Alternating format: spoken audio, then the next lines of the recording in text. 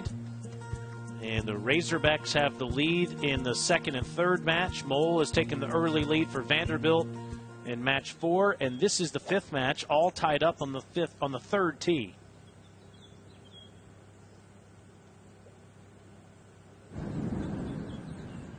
Riedel misses it to the right. What a shot by Perico. You see where it ended up. Let's see how it looked.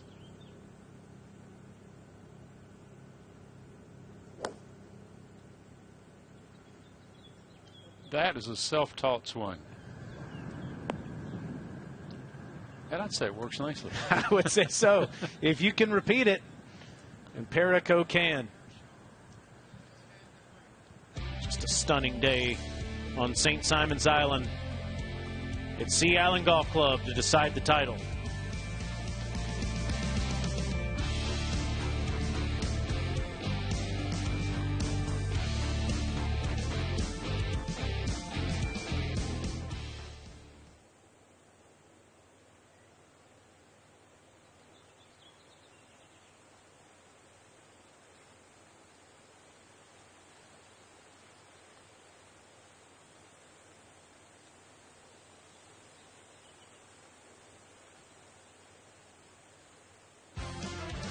We are the Arkansas Razorbacks, and you're watching the SEC Championship on SEC Network. Woo big!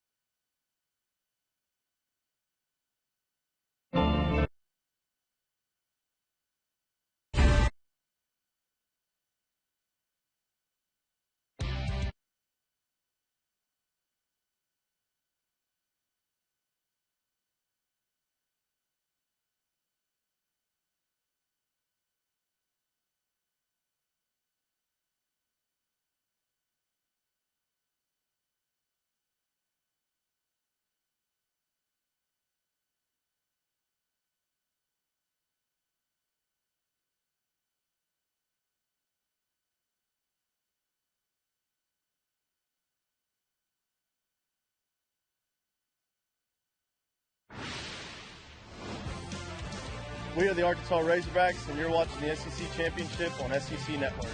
Woo big!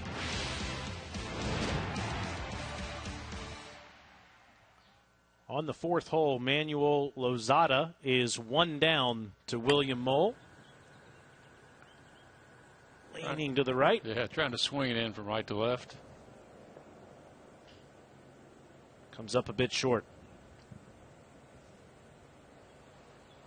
It's a beautiful hole, one of the most challenging out here on the Seaside course. See the updated results out there as we're playing the Seaside course. We were mentioning the champions through the years. Georgia winning this title a whopping 29 times. LSU with 16 wins. Florida with 15. Alabama has 5. Auburn with 4. Arkansas with just 2 wins. And Vanderbilt won it for the first time in 2017. This is the 3rd shot now of Riedel after flubbing his 2nd shot. And so he's got that left for bogey. And Perico is in there tight for birdie. I would think I would concede. I've got, what, 6-7 feet uphill.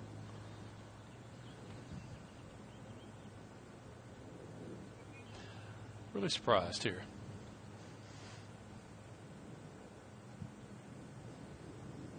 He has 3 putts to win the hole.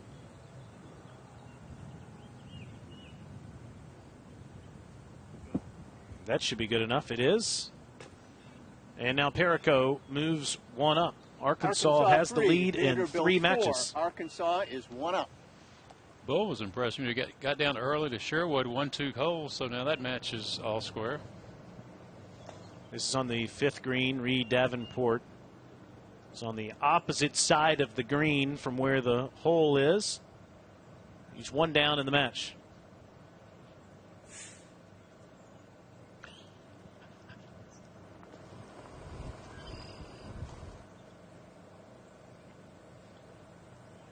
What a putt.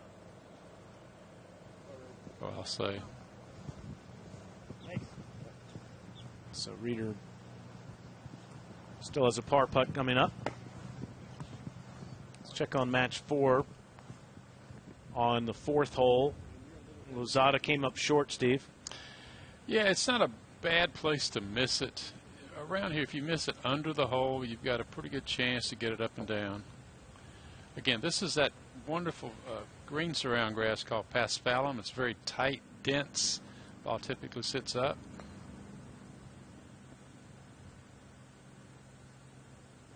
Didn't get it to check as much as he wanted. So that left for par. Now, Reeder. This is a lengthy par attempt to tie the hole.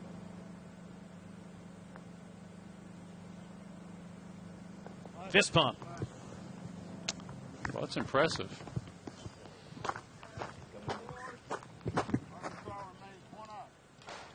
They'll go to the par 3 6 with Reeder up 1.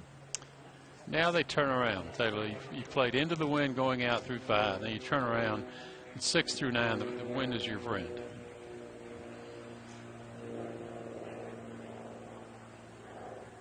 Unless you have a hole tucked behind a bunker. Yeah. It's tough to get to. On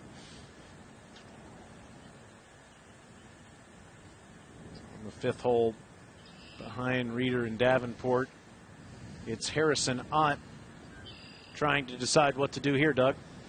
Well, looking at the yardage, he's got 96 yards to the front. That's plus 28 the whole way back there. So he's got about 124 yards. He's 2 down. And again, we need to emphasize these hole locations on this championship Sunday. They're legit. But it hasn't stopped either of these players from going right at these hole locations. A low-flighted shot for Ott, the young man from Wisconsin. Moving it from right to left. Lands it hole high right. Good shot. He's about 18 feet away. That'll be for birdie. Good play into the teeth of that wind for the senior from Wisconsin.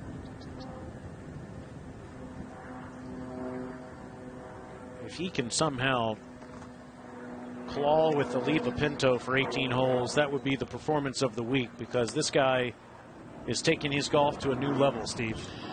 Yeah, it's like the light went on suddenly. Like I'm better than I have been playing. My coach challenged me. He sat me down. He said, look, you're not giving us your best stuff. He's responded in spades, I might add. How much does he have left here, Doug? 117 yards. This is going to be a low flighted shot as well. And his demeanor on the golf course is incredible. Whistling, laughing, smiling, and what a shot. He's putting on a show here early on a Sunday in this championship match. It's a clinic right now. Absolute clinic. What a touch of class, too, when you win the individual title and then play even better golf in match play. Lozada ended up here. This is what's left for par. He's got that Dustin Johnson pre-putt rehearsal, and it works. Keeping that right arm close to his body. Pretty good up and down there. Coach likes it. Now Mole must make his to stay 1 up. He knocked off Thomas Ponder. Actually lost to Thomas Ponder, excuse me, this morning in the semifinals. Beat Hunter Walcott of Tennessee in the quarterfinals yesterday.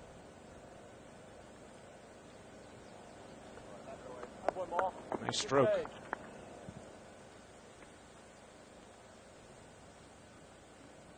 So Mo will stay 1 up as they go to the 5th.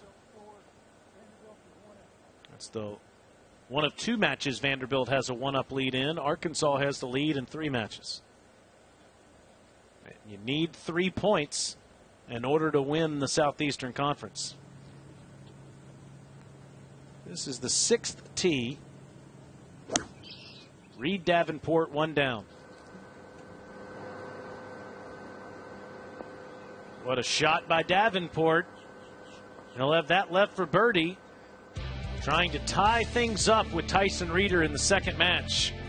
What a day for a boat ride. And to watch some golf here on Sea Island.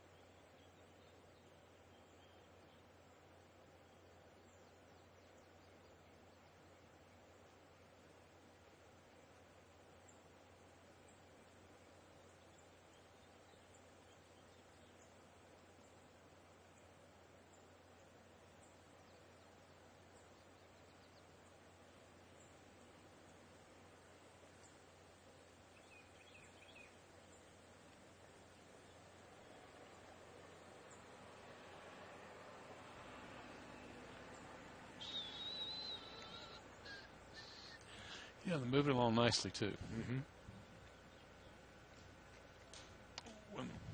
When we're through here, are we just off air, or do we... I think it depends on what time it is. I think we'll probably try to go to the top of an hour, if I had to guess. Yeah.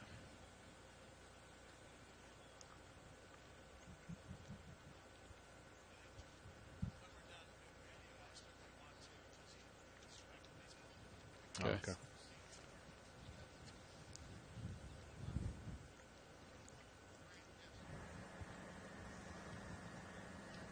Segundo Oliva Pinto already up 2 in his match, and this to win the 5th and go 3 up, Doug. 6 feet away, right to left bender downhill.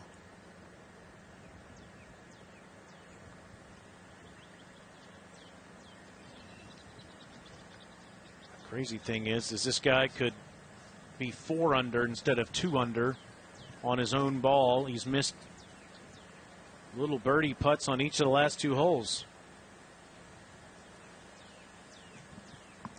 I don't think he's missed a shot through 5 holes other than the short putt you just mentioned. Swing has looked terrific for the junior from Cordoba, Argentina.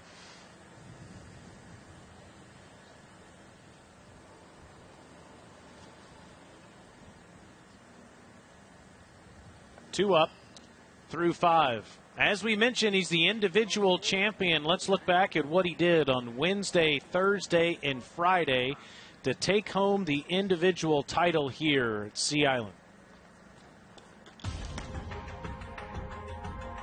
It was a really tough round mentally. Even though when I was ahead, I was thinking to myself, this thing that we're 1 shot behind. And I kept that attitude, that mentality, and I mean, it paid off in the long run. Well, you see those names on that list. I mean, Justin Thomas is in that list too, so it feels pretty good. I couldn't break top 50 this spring, and last week I got benched. And right now, being an SEC winner is amazing. Golf is a crazy sport.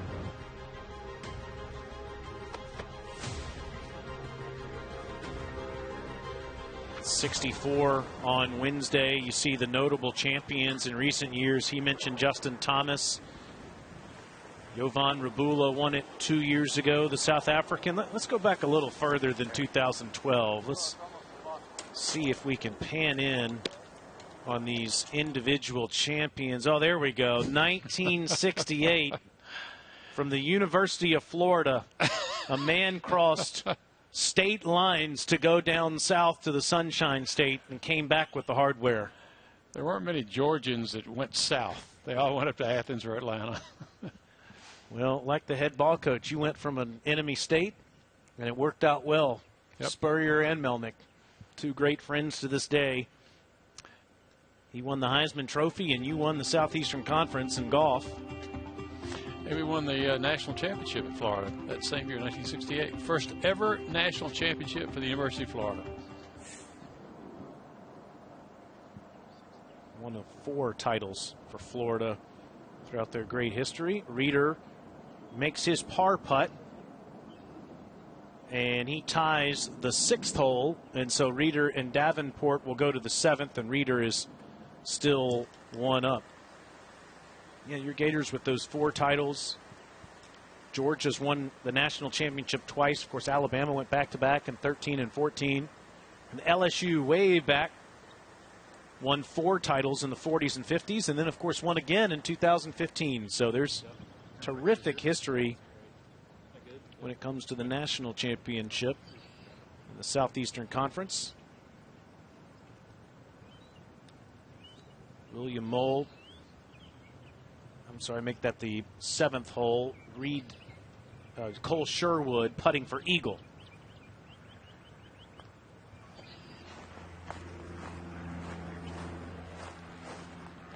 Well, that is so well judged. It's so easy to run it back as it slopes down behind that hole location. Great birdie by Sherwood. He was 2 up through 2, lost his lead, just won the 6th, and is in good shape there at the 7th.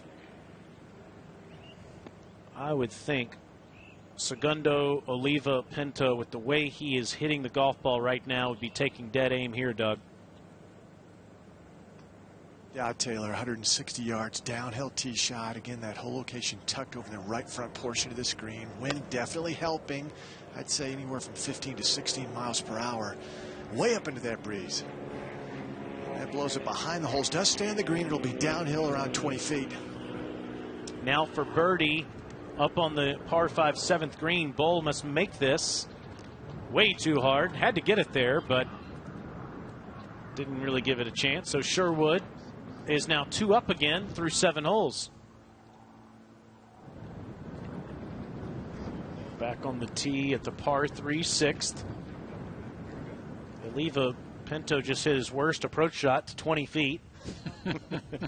Maybe a slight opening here for Ott, Doug. Well, we'll see. Harrison has played well. It's just you're going against a guy who's red hot right now in Pinto and extremely confident. The downhill tee shot again, 160 yards from Harrison Ott. And that lands just past the hole and stops quickly. Receptive greens after the rain last night. He's inside 15 feet.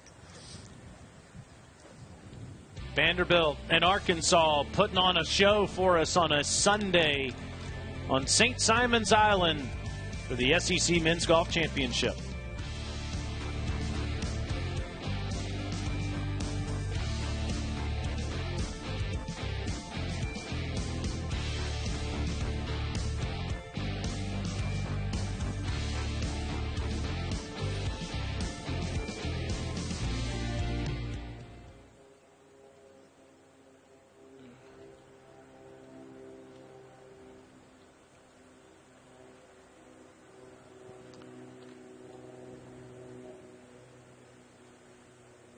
Very cool picture.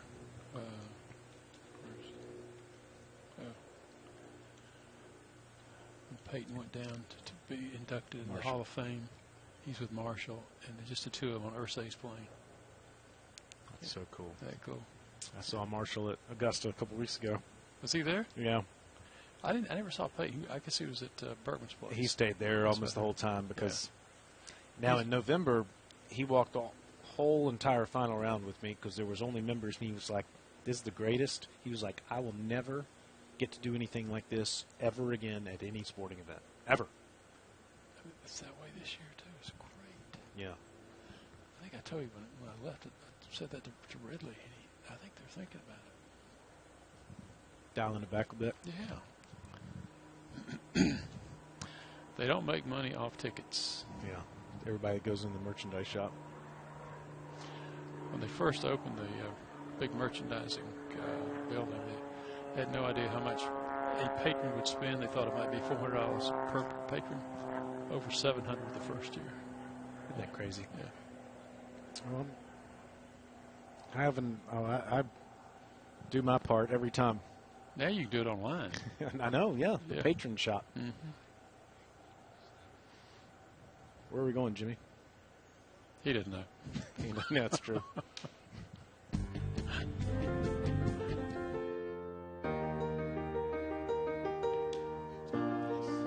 Originally designed in 1927, opened in 1924. You see the Marshside course opened in 1974.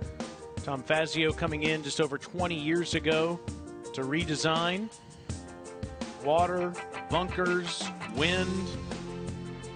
Spectacular par 70 layout, over 7,000 yards, and hosted the PGA Tour the weekend before Thanksgiving each and every year in the 21st straight year we have been here for the SEC title. That's what the man that brought all the pros here to town had to say about it. Davis Love III has so much to do with the success of this entire property. The young players on the tour call him Uncle Davis. He's kind of the patriarch, if you will, of all the young players that come and live here. Lozada just greases the left edge there at 5. There's one down to Mole right now. And as you said, it doesn't hurt that you get to land a couple hundred yards away as you hear a plane right now doing that. And they moved the tees up, or kept the tees up once again here at the drivable 8th. Mole. That's okay. Gets it into Got the lucky. grass. Yeah. Except where the flagstick is today. Just going to have to show off the hands here in just a moment. 2 down on the 8th hole. Oliva Pinto, first to putt, Doug. I don't think we've said that yet. Only about 20 feet away. It'll be a downhill birdie try, and it'll pick up pace. As it gets inside that 5-foot circle, it'll start picking up pace. It'll make that turn from right to left. And I think the rain, ordinarily this would be sizzling fast, still very fast, but with the rain last night, it slowed down a little bit.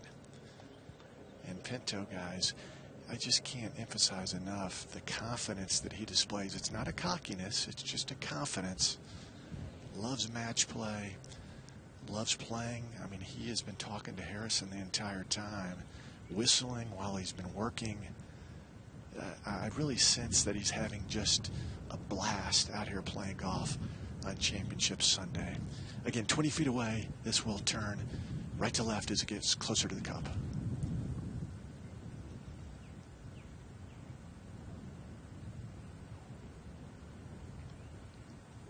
It's been in total control so far. Tracking right at it and in. It's fun to watch, isn't it? Well, he missed a couple short ones on the 4th and 5th green. He makes up for it by knocking one in from outside 20 feet at the 6th. Behind him, this is Mole for Vanderbilt to tie the hole, and he missed it. So Lozada and Mole are now tied through 5. So Ott with a must-make, Doug. And this puts a little more pressure on the putter. His will go the opposite direction. As always, wiping off the face of the putter. Needs this to push the hole. And just misses it on the right edge. It's a good effort. Match number 3, hole number 6. Vandy gets par. Ott's got to think as he's going to the green, he has a chance to be only 1 down. Instead, he's 3 down going to the 7th. So that ball just gets out of the pine straw, Steve, for Bull here at the 8th.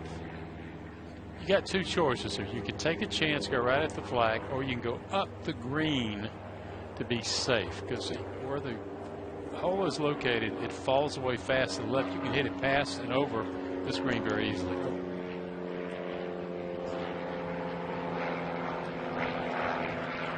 Are those two sprinkler heads an issue right in front of the green there? You've got to avoid them.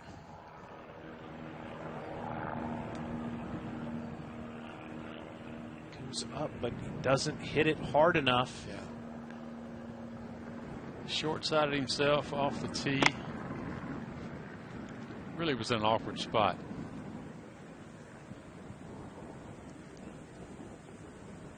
He's already rallied once in this match. He was 2 down after 2 and tied things up through 5, but he's lost 6 and 7, and now he's in danger of losing number 8. Now this shot no easier too, because this green slopes away from him from the bunker. Let's move over to the 6th tee as Lozada just won the 5th with a par. Tie things up with Mole.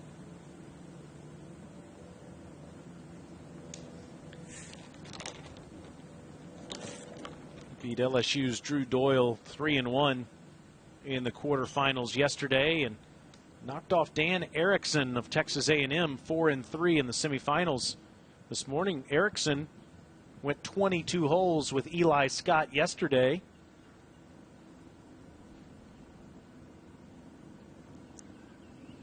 As Georgia got knocked out in the quarterfinals. Comes out of this one.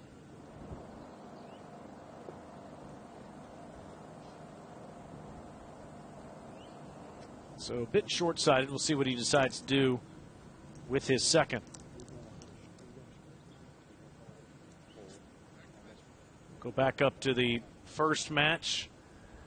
Ball now in the bunker. Just landed in the fringe. Okay. Well played. Had to go high. You go low, you roll off the front of the green. See Sherwood on the front of the green there.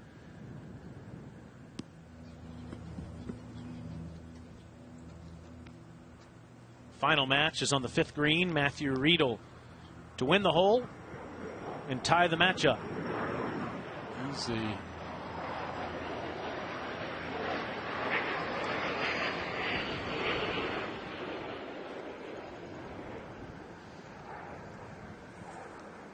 Perico already in. Going over those individual champions. Justin Thomas, Russell Henley, Billy Horschel, Michael Thompson, Patton Kazire of Auburn, who came and ate lunch with us today. Lives here. Michael Thompson lives here. Brendan Todd also. Brian Gay won the title back for the Gators in the early 90s. All those guys are still on the PGA Tour. 7 of them that have won the SEC title that are currently playing on the PGA Tour. And we had a wonderful interview with Harris English earlier. We'll see some of that coming up a little bit later on. Sherwood. It's going to end up with a 4. You go back further, Steve. Chris DeMarco, David Toms, Gary Koch, and you, of course, all won the SEC. Arkansas is 1 up. That was Riedel making par to tie the hole there. But the list of individual champions we've had in the Southeastern Conference is as good as it gets. It really has. And so many good young players today. It makes it even that much more difficult to win this individual title.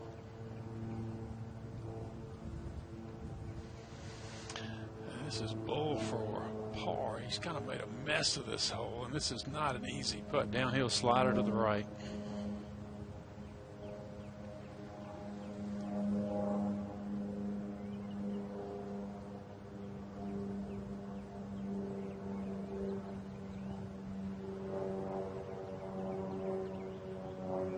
Okay.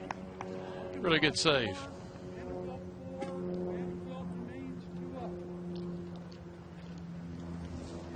Go to the 9th hole with Sherwood, as you just heard, 2 up in the first match.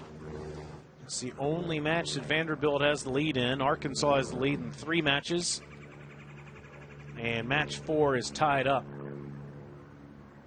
And that's where we are now, watching Lozada hit his second shot at the par 3. Segundo told me that's one of the reasons, too, that he transferred to Arkansas. Manuel was coming in as a freshman, so he timed his transfer to align with Manuel coming into Fayetteville as a freshman, both being from Cordoba, Argentina. Separated by a couple of years in age, but both have had outstanding amateur careers. Reed Davenport now is 1 down to Tyson Reeder at the 7th, hitting his 3rd shot. Reeder's on the green putting for birdie from about 15 feet away, so Davenport trying to hit it inside of that. You got to be a little short conscious here. And that's why. He'll still be away in a moment. Mole for birdie at the par 3 6th to go 1 up.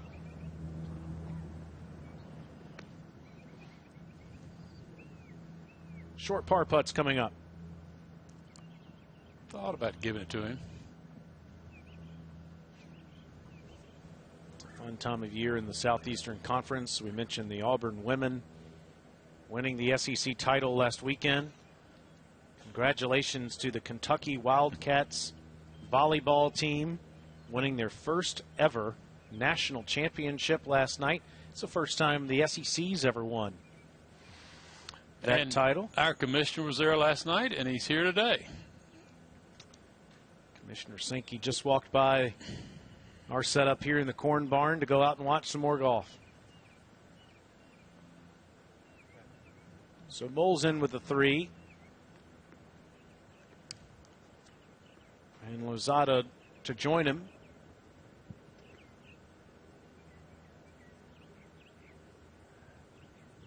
Again, I'm surprised this is not a given putt. Just outside of a foot away. So still tied as they go to the 7th hole on a stunning day at Sea Island Golf Club. Sherwood 2 up on the 9th hole. Reeder and Perico are 1 up for the Razorbacks, and Oliva Pinto is on a heater. 3 up as he's getting ready, as he's playing the par 5 7th. Arkansas trying to defend their title from 2 years ago. We did not have an SEC tournament last year. So after Davenport was too aggressive with his 3rd shot, he plays first for birdie on the par 5 7th.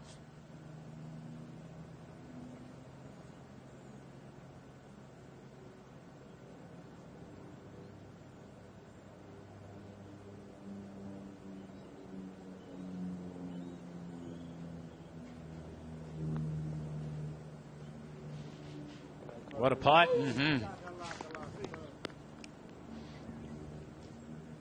Stroke average of just over 71 last year to lead the team. Big putt there. So Reeder must make this to stay 1 up.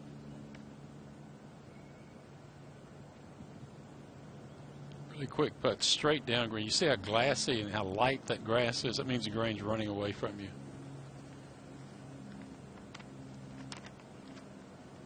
Graduate senior from Edmond, Oklahoma, started his collegiate career for the Oklahoma State Cowboys. They had too many pros on that team, so he comes over to Arkansas and just grazes the right edge. You mean Matthew Wolf and Victor Hovland was a detriment to playing? And Christopher Ventura, who's playing with Hovland, and they're in the mix in New Orleans today. So they're tied up as they go to the 8th. 6th tee for Perico.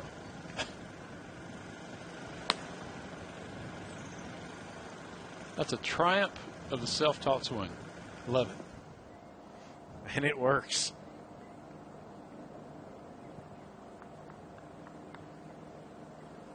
I I don't know if the brand new spectacular lab they have here at Sea Island would teach that swing, but it works. Golf swing's like your handwriting, Taylor. You can't change it. It is what it is. And if someone were to try to change the swing, they'd be doing him a disservice. You certainly don't want to mess with Segundo Oliva Pinto's swing at the moment. So he's playing Harrison Ott, and he's 3 up, and Doug looks like Ott's just barely away. Yeah, the number for Harrison, he's got 230 to the front, and then plus 22, so 252. Wind is helping big time. The key, though, as Steve mentioned a few moments ago, you don't want to go in hot and go off the back of this green, because that's trouble. The marsh is back there. Let's see where this winds up. And it's a gorgeous play, guys. Couldn't agree more, Doug. Good leave, good play. So that left for Eagle, and on the tee at the par 3-6, Riedel 1 down. Has to answer after Perico hit one in there tight. Good shot. You know, we're seeing some good golf this afternoon. I credit these kids. It's been a long week, and they're summoning their best for this final match. Brett Lace, the assistant coach for Arkansas, is in there, Doug, talking things over with Oliva Pinto. And Taylor, he's been busy. He's in a golf cart, and he's buzzing from match to match. Collegiate golf, I love it. The head coaches and the assistant coaches, they're heavily involved, and they're in communication with walkie-talkies. I mean, they are totally into it. Again, the same number, about 252, wind really swirling. So back to the bag just to wipe off the face of the club. There is moisture out here on the golf course, and 1.5 inches of rain fell last night.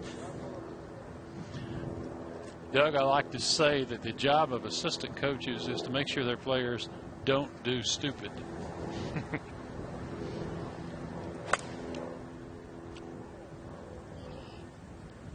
He must like it. As well he should. That left for Eagle. Already 3 under par on his round, and it could be more than that. Let's take a look at what he's done so far. In the par 3 third, he took the Kevin Na walk-in. Well, actually, I'm sorry, we'll go to the first hole. Actually, this is the first birdie putt he had, Steve. Great second shot right behind the hole. Didn't have an early walk there because he wasn't sure it was going to teeter to the right. But now, this was a beauty. How about this shot? Picked up his tee before it landed. What's crazy is he never saw the tee shot, and he never saw this putt either. He just walked it in.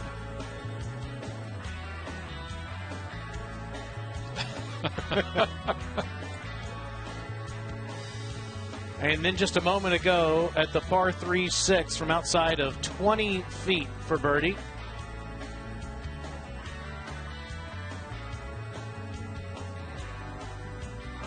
He's 3 under, and he could be 5 under in this round. He missed 2 putts outside of 7-8 feet. He's put on a clinic all week. The individual champion shot 64 in the first round on Wednesday and has never let up. 2 birdie putts on the par 3-6 green. First, Riedel.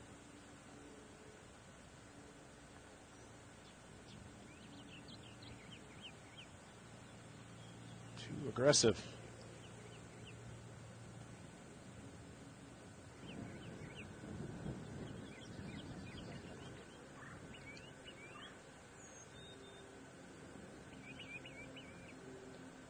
So Perico 1 up in the match. Will have a chance to go 2 up if he can make this one. We'll get back. We'll watch this first. Ooh. Just a bit too strong.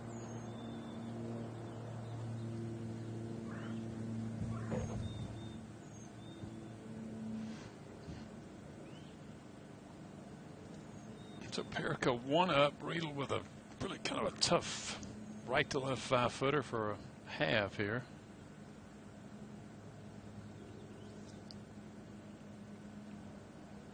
He had great rounds of 70 in the first and the third round. A disappointing Thursday in tough conditions. He shot 77. But he wasn't alone. No, he wasn't. That was a tough day. Had the clinching point yesterday morning in the quarterfinals against Tennessee's Spencer Cross. That is a disappointing three-putt. Yeah. So Perico goes 2 up. Arkansas 3, Vanderbilt 4. Arkansas is 2 up.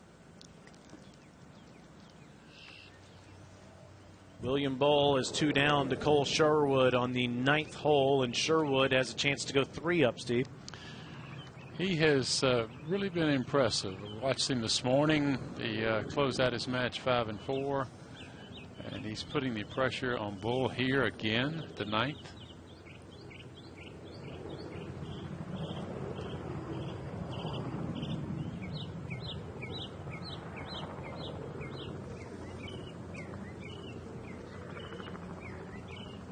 Slides by. The freshman from Austin, Texas. Now 2 long eagle putts. First Ott, Doug. Outside 65 feet. This is downhill, and he gave it a lot of respect. It was a fast putt, but leaves himself at least 10 feet for birdie. Harrison Ott from Vanderbilt. He fought downwind. That might help him out a little bit more than it did. Vandy eagle putt, short and right. So Bull needs to make this to stay 2 down as they turn to 10.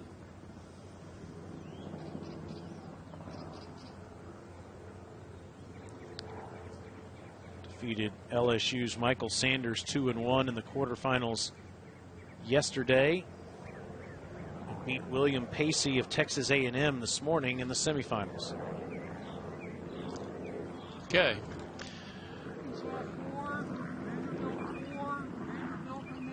From your part of the world down there in Fairhope.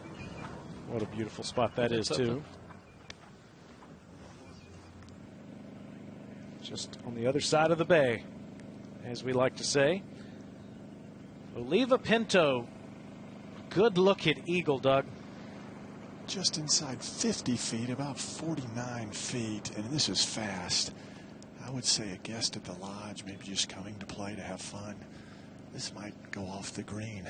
I mean, this is pretty severe. But this young man is ultra talented. This for Eagle 3 will turn left to right. That slope kicked it right off the bat. Match number 3, hole number 7, Pinto's putt for eagle. Davenport's second shot at 8, tied up with Tyson Reeder. Reeder's in the bunker, and Davenport didn't hit it.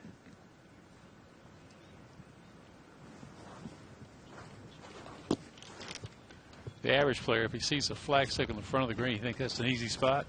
Not the case here. Let's go back to the 7th green. Ott, his long eagle putt came up this far short. This guy's got so much experience in match play competition, made it to the round of 16 at the U.S. Amateur at Bandon Dunes last summer. He's going to have to start getting aggressive here, Doug, if he stays in this match. Yeah, if this were a boxing match, he'd be back on the ropes and in trouble. This is from 12 feet for birdie. Oh, God. It was a great stroke, but just missed it by an inch. Vanderbilt just misses birdie putt.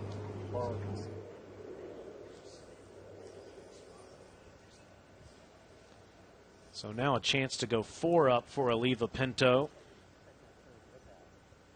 through only 7 holes. Is he as comfortable as he seems out there, Doug? Oh, Taylor, it's fun to watch.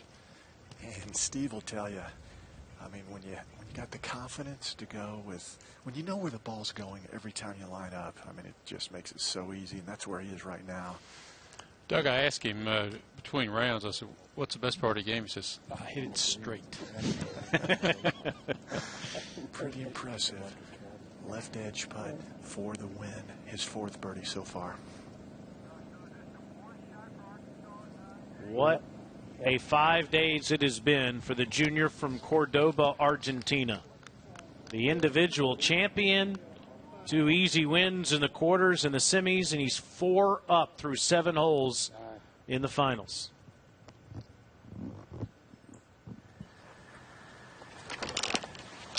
Let's run. Steve, you were one of the few people in the history of this conference that knows what it's like to win an individual title and also celebrate some team success as well. It's always great to see somebody from a different team win the individual title that wins the match play, but no question. But to get to do the double, as Oliva Pinto has a chance to do this weekend, certainly is special. Indeed.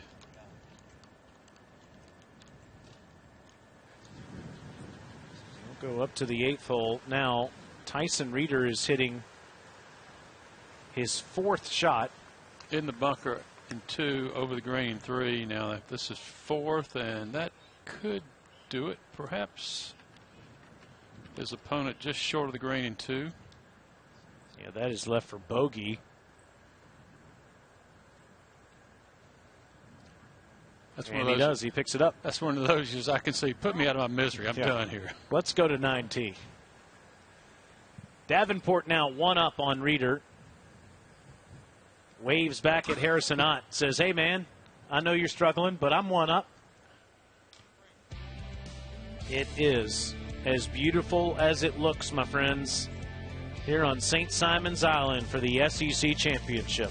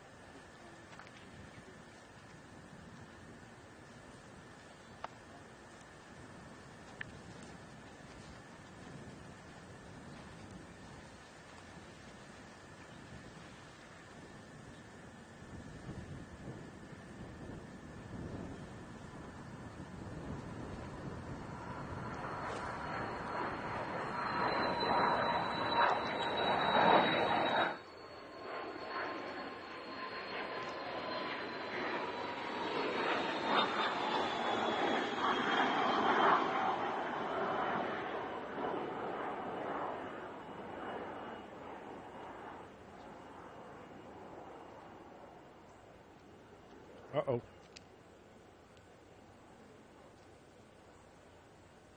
I don't know where that ended up.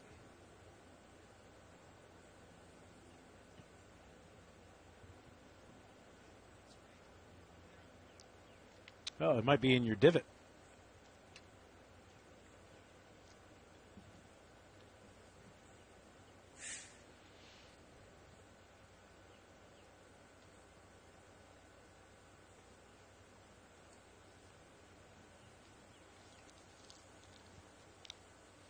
Hey. I'm okay, thank you.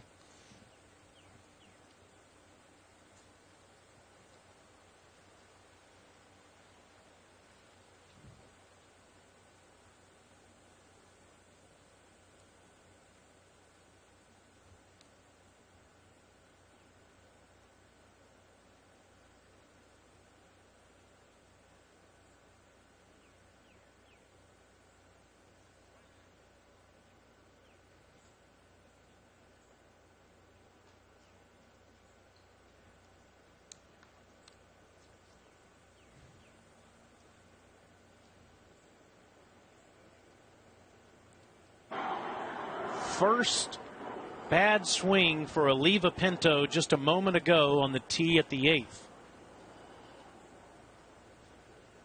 Uh-oh. And that ended up on the other side of the cart path. So big miss and an opportunity for Ott to maybe pick one up. He's 4 down. On the second side of the course, the 10th hole, William Bull in the fairway, 2 down to Cole Sherwood. Well, he hit a beautiful drive on a very tight landing area here, but this is a difficult second shot. Back into the breeze. One of those back foot shots of yours, Taylor? When all else fails, my friend. That is really good. That's a shelf on the back of the green. So Ott, after Oliva Pinto's first poor swing, and that'll be just fine.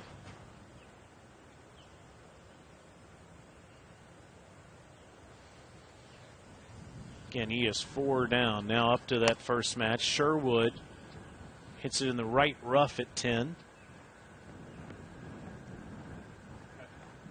I believe he is just off the green to the right. We'll check on that in just a moment. He's 2 up in the match. Vanderbilt has the lead in 2 matches. Arkansas has the lead in 2 matches, and the 4th match is tied.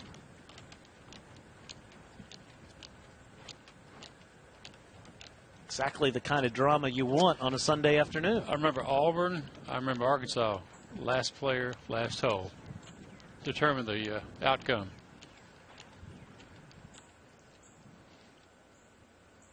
Now, we're at the par 5 7th. Manuel Lozada has taken the jacket off. Chips up just past the hole. He has that left for birdie. Tied with William Mole.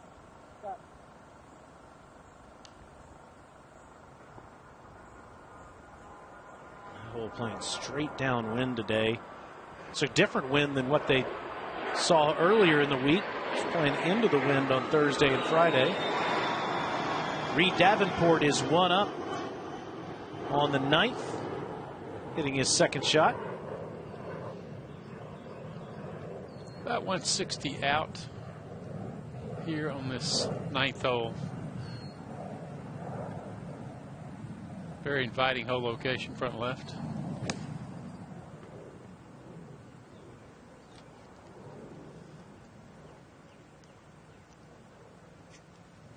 All right, under the hole, but a little ways away.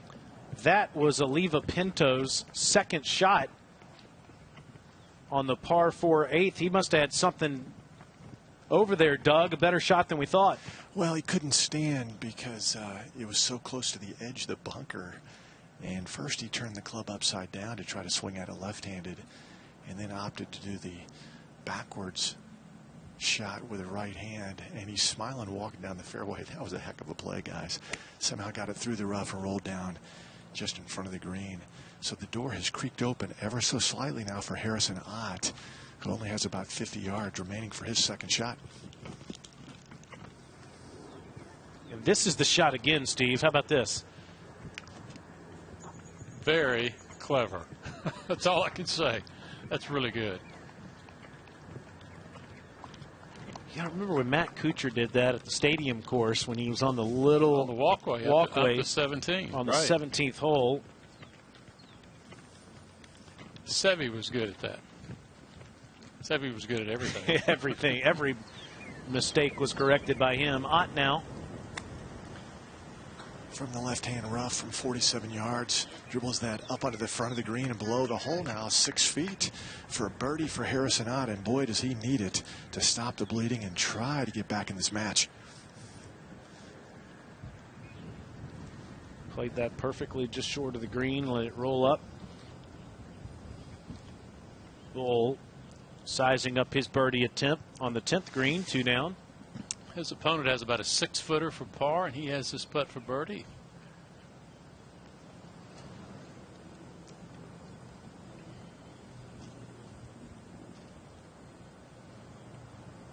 Like you said, calls Fairhope, Alabama home, originally from Norway, dual citizenship in the United States and Norway.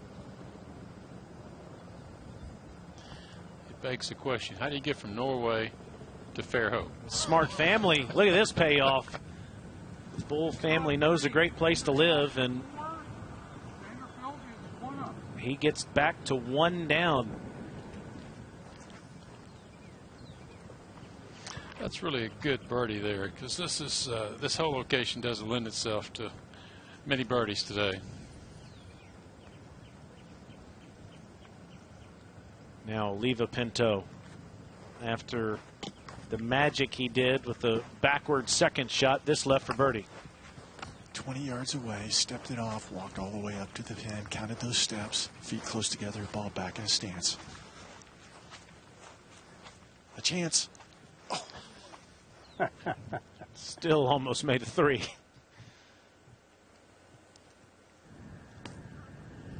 It's been fun to watch. 4 under par on his own ball through the first 7 holes, and has that left for par at the 8th.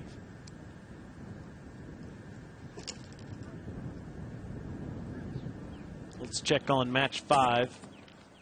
Matthew Riedel needs to get to work. He is 2 down to Julian Perico. He's got to flight it low right off the bat, so he's got to take it a little bit low. No, he's going to try to take it around the tree. That's dangerous because you don't want to miss it right. He has hit a big draw here. Let's see if it's hooked too much. That'll be just fine. Yeah, it's good play from there.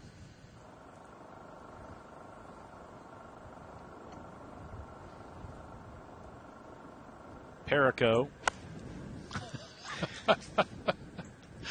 The old walkthrough.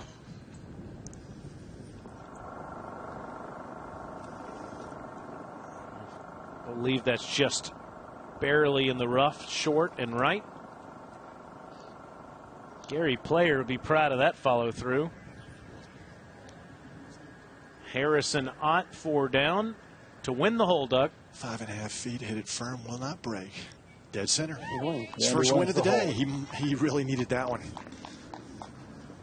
Almost made an ace at the par 3 third and still couldn't win the hole.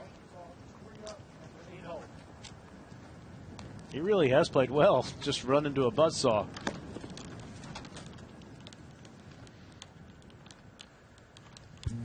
Wind has freshened here on a Sunday at Sea Island Golf Club. Vandy leads in the first 2 matches. Arkansas leads in matches 3 and 5, and match number 4 is tied.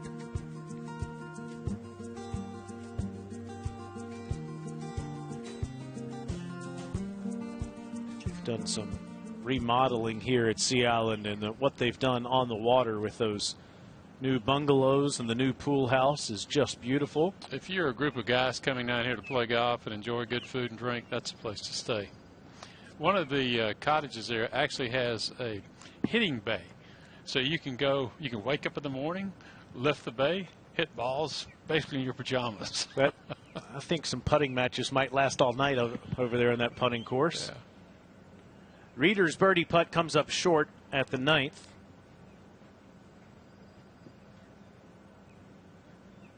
So that left for par. Back on the tee, Harrison Ott has the honor for the first time today.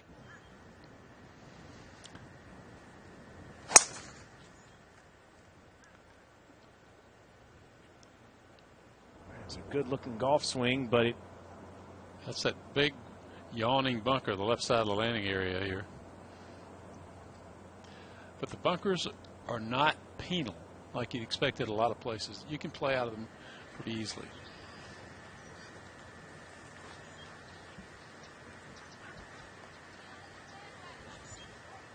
If you're just joining us, Oliva Pinto was benched by Coach McMakin in one of their last tournaments of the season. He came in here with a little bit of a chip on his shoulder and has been the best player on property. Well, that's perfect position. It's nice to see someone play what I call pure joy. Smile on his face, loves being here, feels good about himself, and the results kind of speak for themselves. And clearly no swing thoughts either. Just put it on the tee, hit it, pick it up. See ball, hit ball. Walk, head to the next shot. Yep. There's a fine line between instruction and too much instruction. Riedel is 2 down as he's playing into the par 5 7th hole. This is his 3rd shot, just short of the green.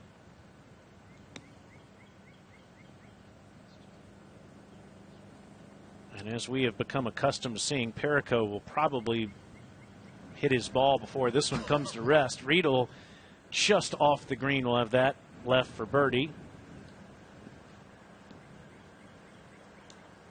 There's Perico. Don't blink. See if he can judge the distance perfectly. Not bad. 2 up. Looking for more on the par 5 7th. What a nice afternoon it is on St. Simon's Island.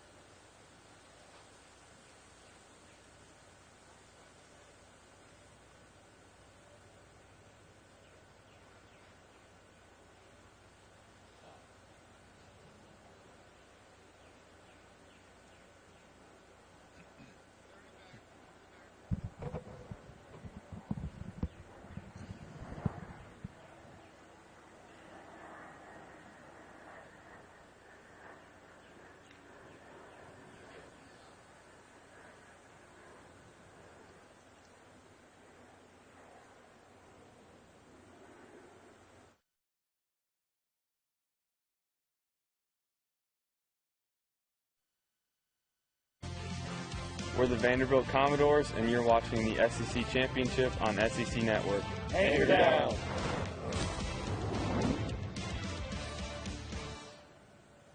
Here at the 7th, Riedel has missed his putt for birdie, and not the case with Perico. He goes 3 up in his match.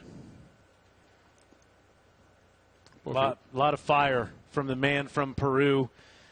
Celebrated the SEC championship victory with the clinching putt 2 years ago, and all that emotion poured out of him. And he's in the anchor match today. That's right. Could come down to that once again. Ahead of him, his teammate Segundo Oliva Pinto after another great tee shot, Doug, at the 9th.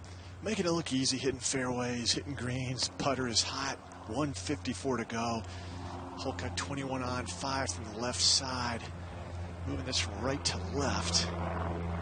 It lands up behind the hole. That slope should bring it back down, and it does. Another birdie chance. About 18 feet or so. 4 birdies so far through 8 holes. A lot of great shot making. Walk-ins before you've even made contact. Backward shots. We've seen it all from him today.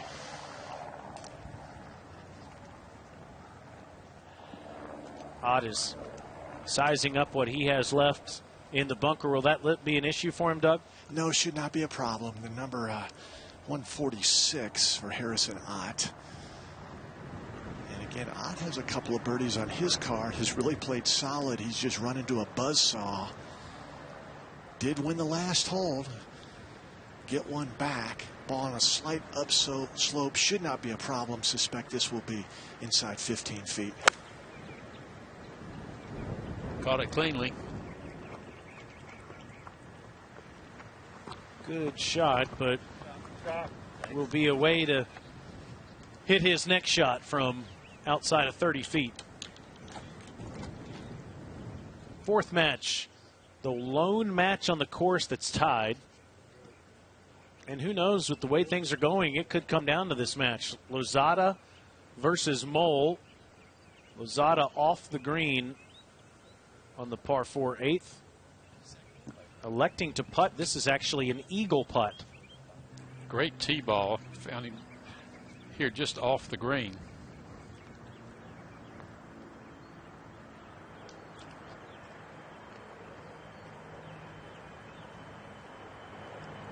Not enough. And you see what Mole has left.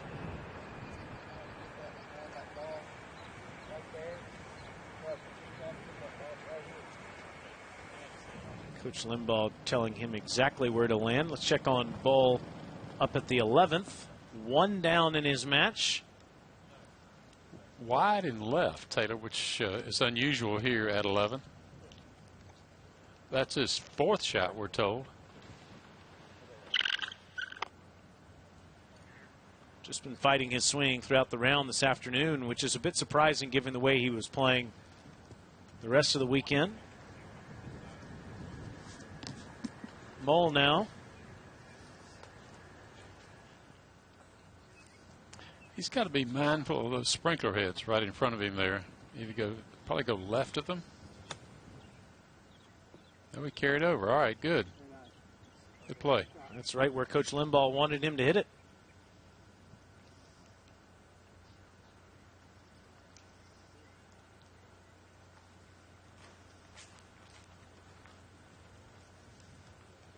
Checking to see if that was his tee shot that he hit over there. That'd be quite a poke to get it hole high off the tee. That's where Perico is waiting.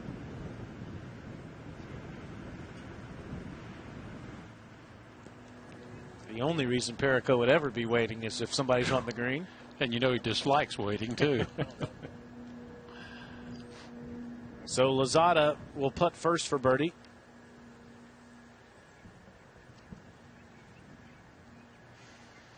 Just a freshman, Cordoba, Argentina, found his way to Fayetteville, Arkansas. And he's joined by, I'm sure, a longtime friend, Segundo Pinto.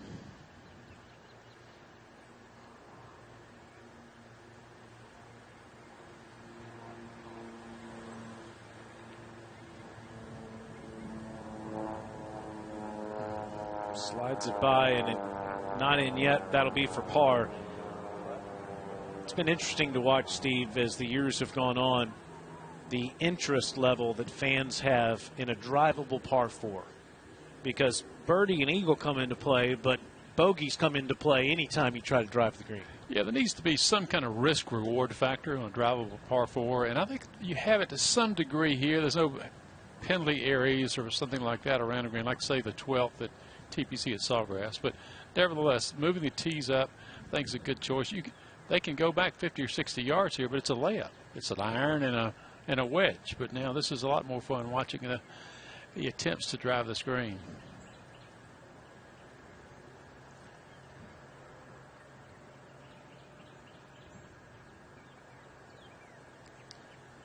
Mole has had a good season, ranked 16th in the individual rankings. In fact, that's the top ranking of any of the players that made the weekend. Was the U.S. Junior Amateur medalist 2 years ago.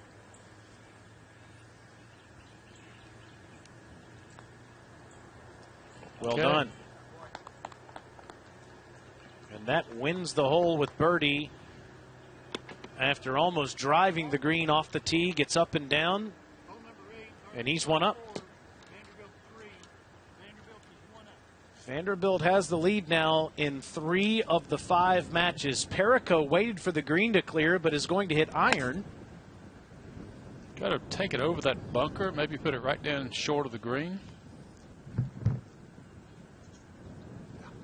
We'll have to check and see where that ended up in just a moment.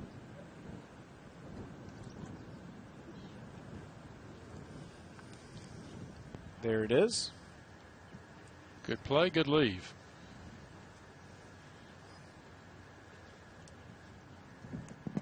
He's playing straight downwind today. The fact that you would have an iron off the tee and hit it past the hole. Oliva Pinto on the 9th green, putting to go 4 up. Downhill putt, very fast. Will slide off that hill left to right through a shadow for the win. Didn't hit it hard enough. Oh. Well, it was a heck of a first 9 holes for Oliva Pinto. 3 up as he turns to the 10th. If we give him a par at 8, it's 31 going out. 4 under. With, as you see, the wind, I mean, 15, 20 mile an hour winds that he's playing through. Here's what the leaderboard looks like right now. Sherwood, Davenport, and Mole lead for Vanderbilt. Oliva Pinto and Perico have 3 up leads for Arkansas.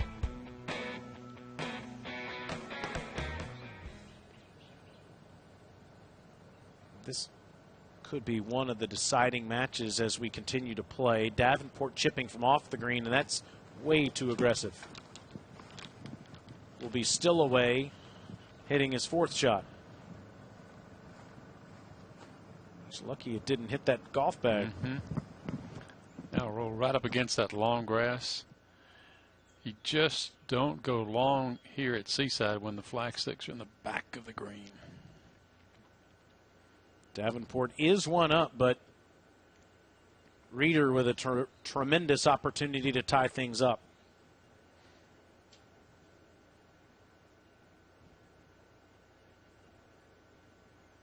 Beautiful day on St. Simon's Island after a big front came through the area yesterday afternoon and dropped over an inch of rain on the golf course, but you would never know it by being out there today. Well, credit goes to Dylan Stafford and his entire staff. Dylan, the golf course superintendent here at Seaside. They picked up a lot of debris, wrecked a lot of bunkers in a very short period of time. Fourth shot now.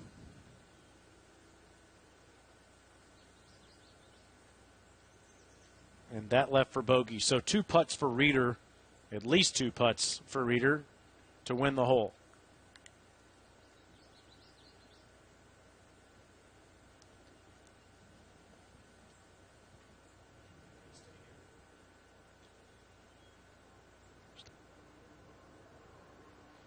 All right, let's go back to match 3. Match 3, Harrison Ott is on the tee at the 10th. There's a hazard left that you really can't see off the tee. And he's taking it out to the right, which is smart. That's good play.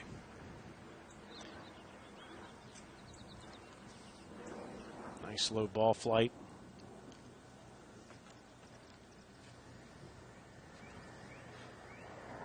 You have the regionals coming up. And then the NCAA championship will be in Scottsdale, Arizona at the end of May. He'll be a Greyhawk for about 3 years, I think. They signed a long-term contract. For the women and for the men. Greyhawk. You know you're feeling it when you just barely even watch it. Up on the green, Davenport did concede to Reeder, so they're tied in the second match now. Arkansas has the lead in 2 matches. Vanderbilt leads in 2 matches, and match number 2 is tied.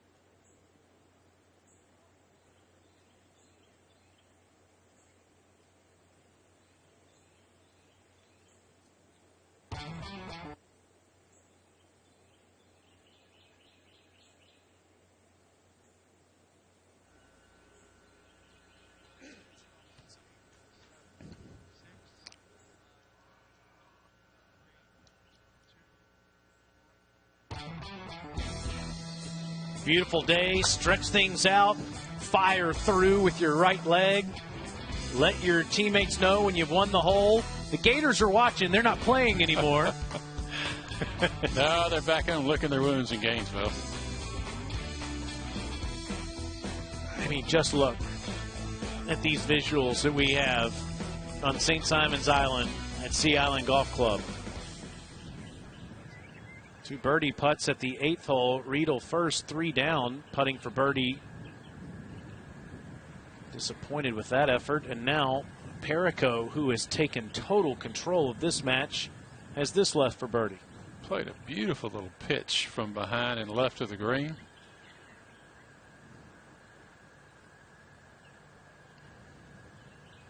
Just have to love the pace that he plays with. And it works out. I saw that fist pump once before, 2 years ago here, wasn't it? Yes, you did. Perico had that clinching putt to win the SEC for the Razorbacks for a second time. He has the biggest lead on the golf course, 4 up as he goes to the 9th. His teammate Oliva Pinto is 3 up as he goes to the 10th. Vandy leads in 2 matches, and match number 2 is tied between Reeder and Davenport.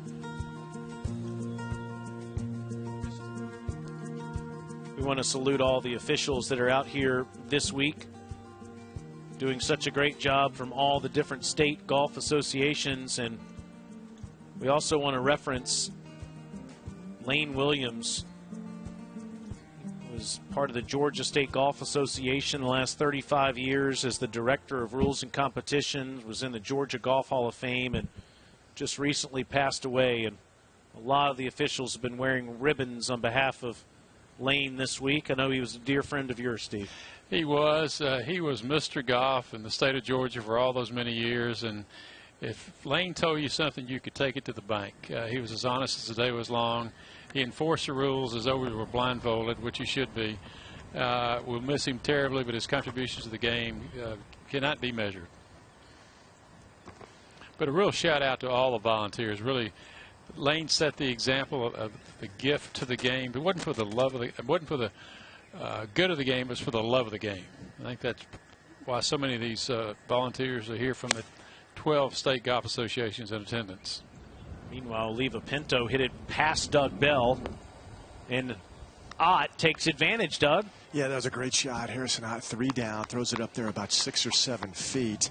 Pinto off the back of the green, so perhaps another opportunity now for Harrison Ott of Vanderbilt. And Thomas Dudney is the referee, guys, in the match, the Davenport Reeder match.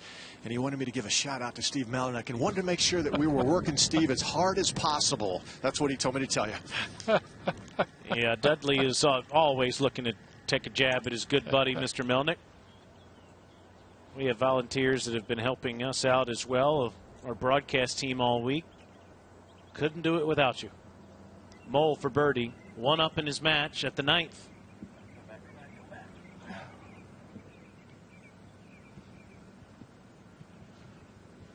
Nice try, and slides by almost 3 feet away.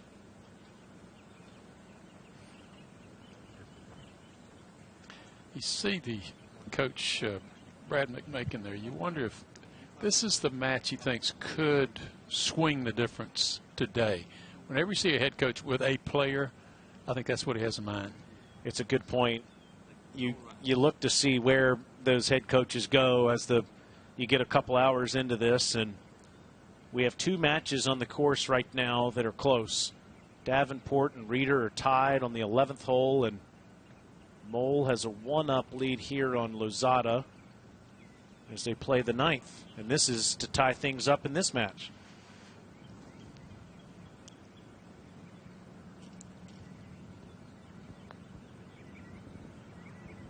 Boom. Good work. Thanks, Coach. Coach McMakin gives him a little bump. Arkansas leads in 2 matches. Vanderbilt leads in 1. And this is one of the 2 matches tied. They're playing the 11th. Reeder playing in. Good shot.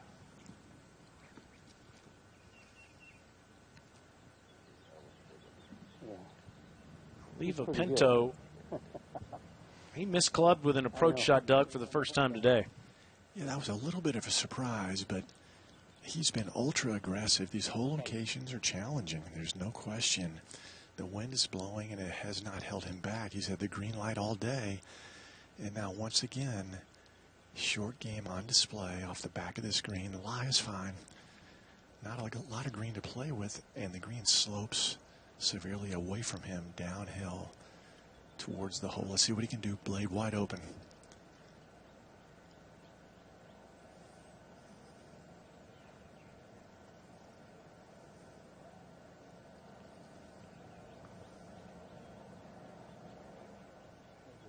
That's about as good as you could possibly do. If you put a shag bag down there, you couldn't get it that close. I love Augusta National did this a few weeks ago at the Masters, more so than I can remember, Steve, where the area around the green is so sticky, and then the greens are so firm and fast where precision is so important, and you saw it pay off for Leva Pinto there. Davenport now hitting his 2nd shot into the 11th. You can barely see the flagstick when it's cut left like that behind that big bunker. So 2 birdie putts in a tied match.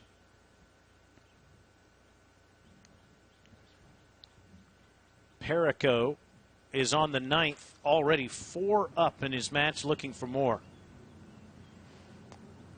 Good hole location for him. He likes to take it right to left, aim at the middle of the green. If it turns over, great. If it doesn't, he's fine.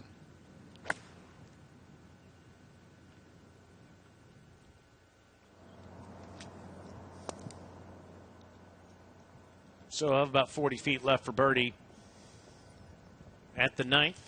The big lead over Riedel in the 5th match. Now Harrison Ott would only be 2 down, Doug, against red-hot Leva Pinto if this goes in. This would be his 2nd win in the last 3 holes. Right edge putt. Hit it firmly. And he did just that, guys. Big win for him. That's impressive. We kiddingly said this morning Harrison Ott was a giant killer. And he's got his hands full, but he's holding his own. He's a couple under par, and he's 2 down. Now, that's pretty good golf. His opponent shot 31 on the front, and he's still in the match.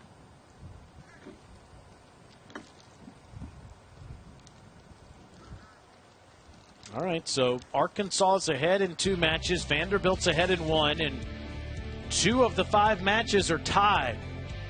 It's in doubt here on Sea Island.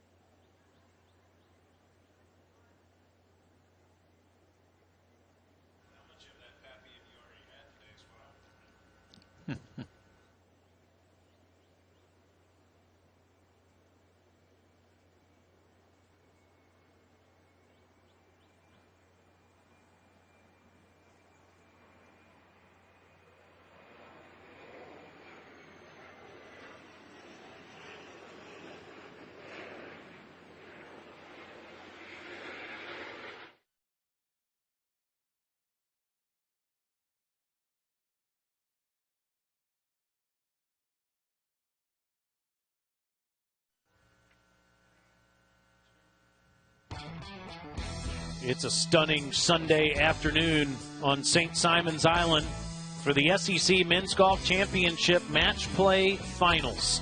With Steve Melnick, I'm Taylor Zarzer. Doug Bell is out on the golf course. Temperatures in the mid-70s today.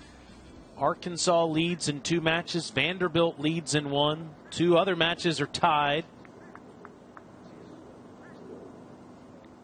That is short.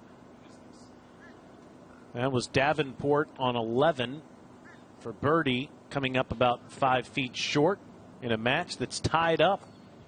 Could come down to this match, Davenport versus Reeder. Mole and Lozada also tied up as they play the 10th.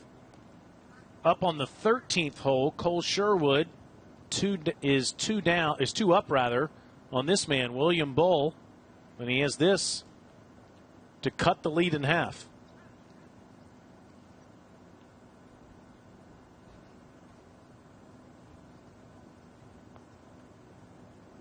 Good stroke. Much needed, too. Vanderbilt 4. Vanderbilt is 1 up. So they'll go ahead to the hole right on the water there, the 14th.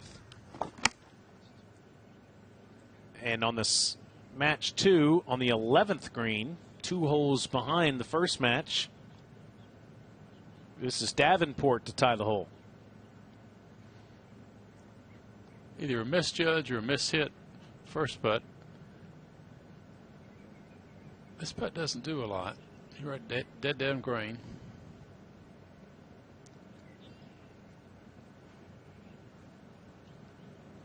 He's had a good week. Sociology major from Austin, Texas. 2 match play wins, but that one burns the right edge. And Tyson Reeder is now 1 up as they go to 12. Now at 9, Matthew Riedel in a big hole.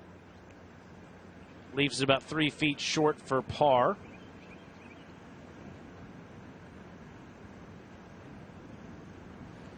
Perico still has a par putt coming up, but has a 4-up advantage.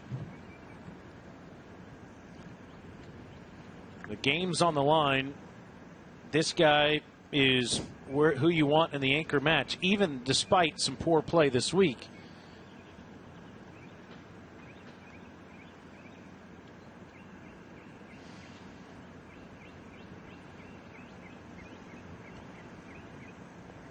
Lost both of his match play results so far this week, but has washed it off of him through the first 8 holes, make it 9 holes today.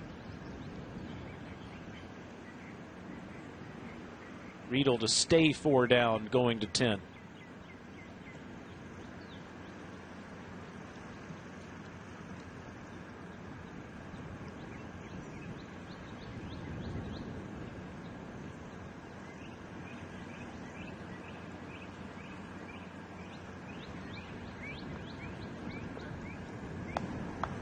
So all 5 matches are on the last 9 holes of the course. Vanderbilt 4. Arkansas remains 4 up.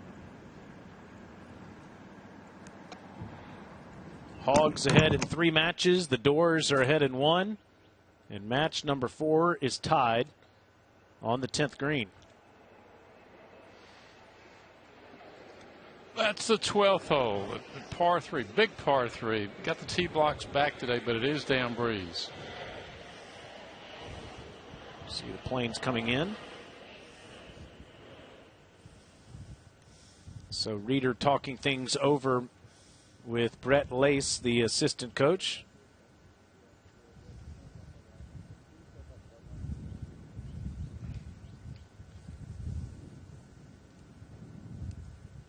Tyson transferred from Oklahoma State 4 years ago. Lost 2-1 to LSU's Garrett Barber in the quarterfinals. And then tied Daniel Rodriguez of Texas A&M in the semifinals this morning.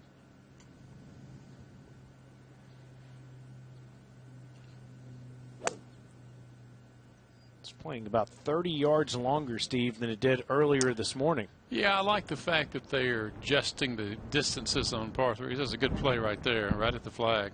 Good leave, good shot. Hole was cut in the front right this morning, and now it's moved back some 25, 30 paces beyond that.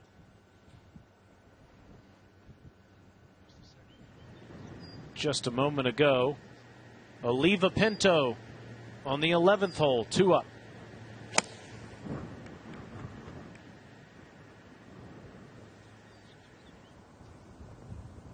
Another great shot, just off the green, but inside 20 feet. And now on the tee at 12, Davenport to answer.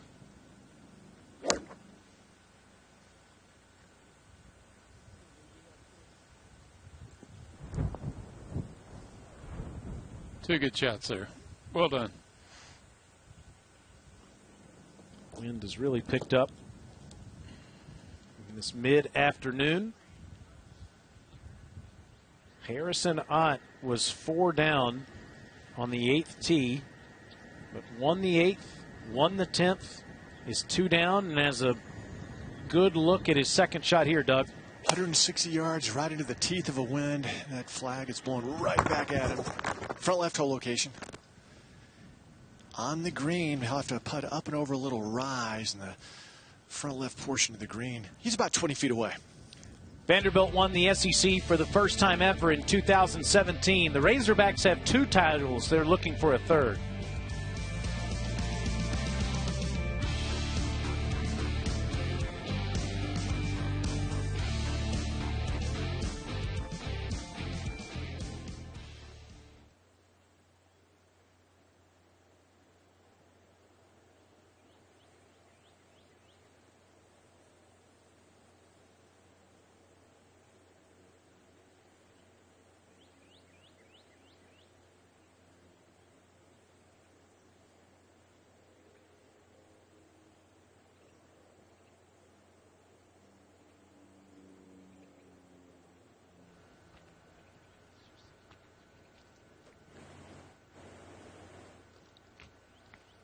You see Johnny Harris much?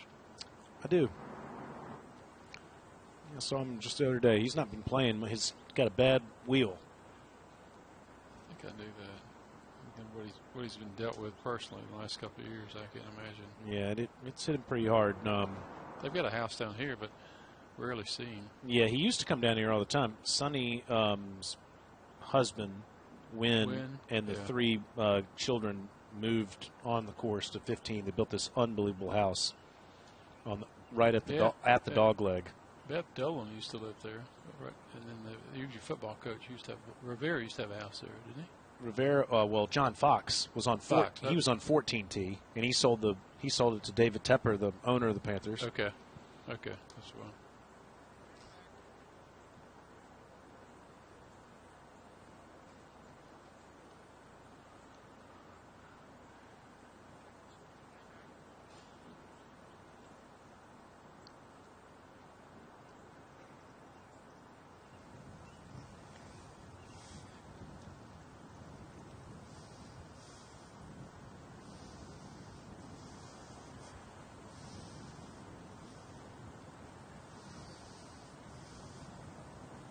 SEC Men's Golf Championship continuing with the Match Play Championship. Steve Melnick, Doug Bell, and Taylor Zarzer with you here at Sea Island Golf Club. We're looking at the individual champion, Segundo Oliva Pinto. Won his quarterfinal and semifinal matches and is 2 up on Harrison Ott as they play the par 4 11th. I believe Ott will be first to play, Doug. Yes, he will. In fact, they stepped it off. They were both about 24 feet. But the referee came in and said it was Harrison's turn to go first, and so that's what's going to happen. He's down in the left front portion of the screen, has to come up and over a little rise that should turn this ball left or right. And again, this would be 2 wins in a row, 3 in the last 4 holes if somehow this difficult putt goes in. Putting against the wind as well as uphill.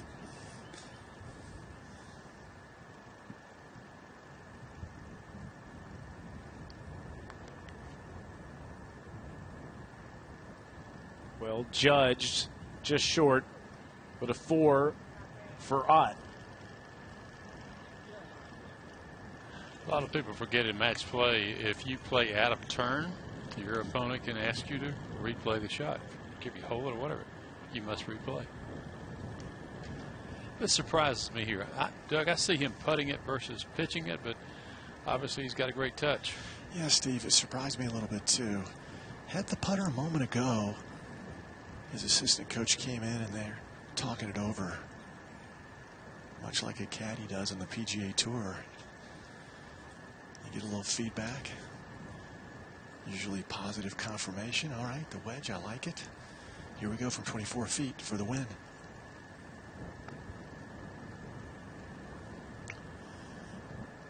Where's the putter? Yeah, well, he took the glove off for a moment. Looked like he was thinking about changing his mind and going with the putter. There's no way he hits it that far by if he would have used that weapon. That's when if you're a coach, you put your hand over all the wedges. Okay, here's a putter. Let's go up to the 12th. This is Davenport to win on the par 3.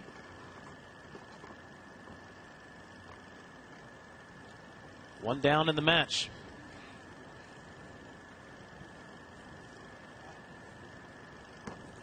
Comes up short.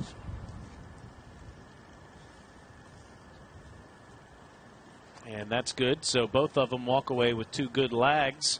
And Reeder remains 1 up as they go to the 13th.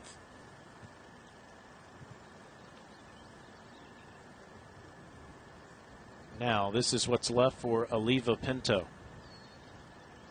Right edge putt. Again, you have to hit it with the right speed. This to stay 2 up. And he's done it. Nice save there by Oliva Pinto after a mistake with his 3rd shot. Stays 2 up. Going to the 12th hole.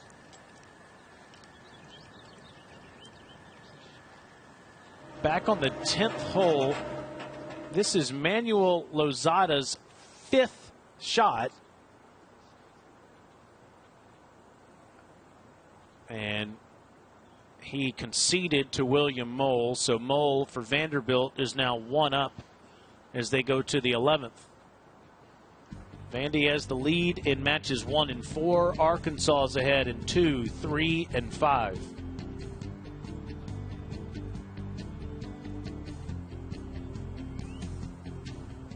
Final match is in the 10th fairway.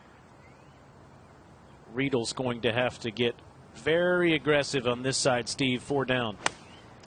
You got to pick the spots where you're aggressive. If he goes too long here, you've seen what happens, but oh my gosh, beautiful. Good play. 2 really good tee shots here at 10. Yep, Perico never wastes much time. You love to see it.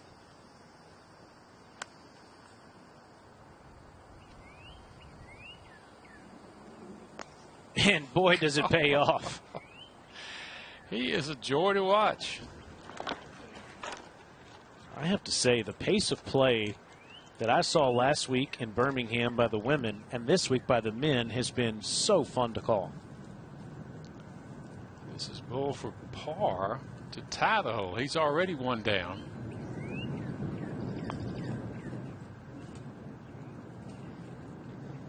Well, this has been a seesaw match. You know, you win 2 holes, lose 2 holes, win 2 holes.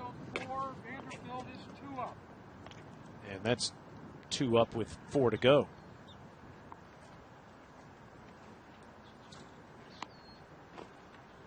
Let's go to the 12th tee. We saw Reeder and Davenport hit smart shots in there just a moment ago, 30 feet under the hole. See what Ott can do from 221. Tough par 3, guys, even for the PGA players when they come into town for the RSM Classic. Wind is helping.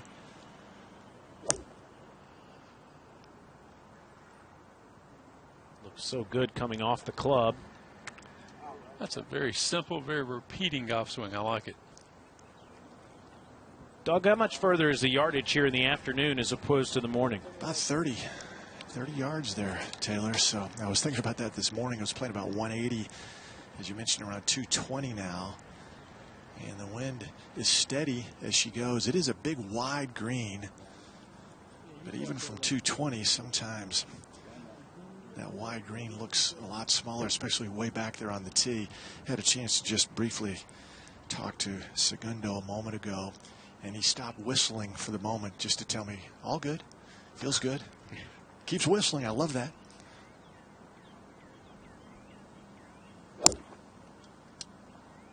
Has an easy personality and a great golf swing. Ott will be putting first again, 2 down on the green at 12. Back to that final match where Perico's in control. He's inside 10 feet left for birdie, meaning Riedel better make his. 2 really good plays in here, though, Taylor, on a hole. It's just hard to get it close. But Perico throws caution to the wind, it looks like. Riedel was the Texas high school individual champion 3 years ago and was also the valedictorian of his high school at Stratford High School in Houston. He's had a good season, finished second in the LSU Invitational. But is up against a big opponent today, 4 down with birdie putts here.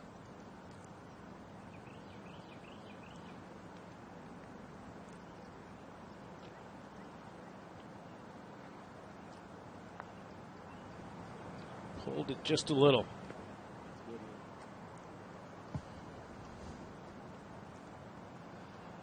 Well, Perico could go 5 up with a make here, close out his match early perhaps, and it really sends a great message among your Arkansas teammates here. The guy that clinched the championship here 2 years ago.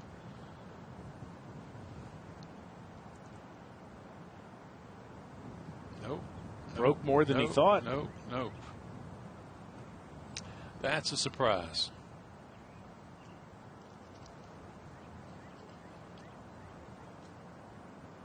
Well, it was a great approach shot, but to your point, anytime you're above the hole here, it is a quick putt, and that one was.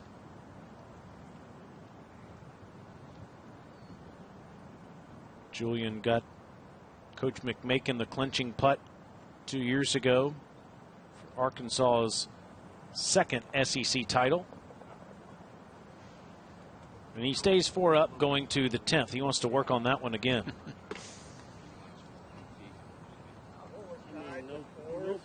Arkansas remains 4 up. Let's go up to the 11th where Perico's about to tee off.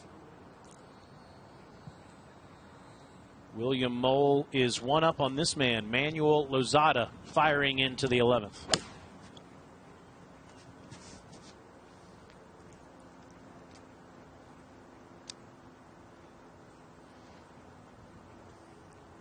Very nice. I don't think I've ever seen that flag stick that far left here, Taylor, on the 11th green. It's barely on there. Yeah. Looks like 13. It is. Hey, can you stop talking, please? When there's only a few people out here, you hear everything. And Davenport knows how important this shot is and how important his match is, given what's going on at the moment. Arkansas leads in 3 of the 5 matches, including this one, where Reeder is 1 up.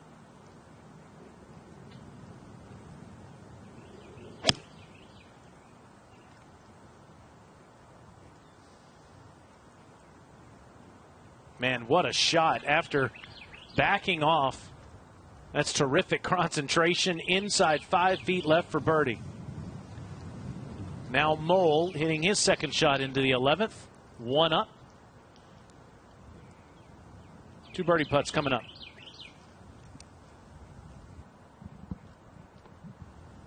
Ott will play first for birdie on the 12th, 2 down. We'll leave the flag stick in, 26 feet uphill. can be aggressive.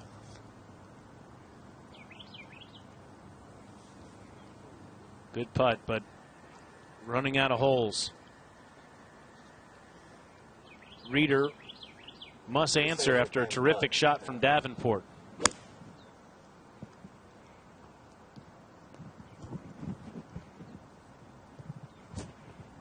It's a good shot, but he's a ways away from the hole.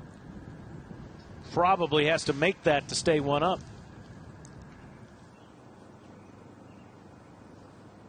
Segundo Oliva Pinto, the SEC individual champion, a junior from Cordoba, Argentina. 2 up in his match. Looking for more here, Doug. Well, Taylor, he is a chatterbox. I mean, he is talking and whistling the entire time. Sometimes I get the feeling that Harrison Ott is just nodding. I mean, the conversation has been constant from Pinto. Obviously, keeps him calm now from 24 feet uphill.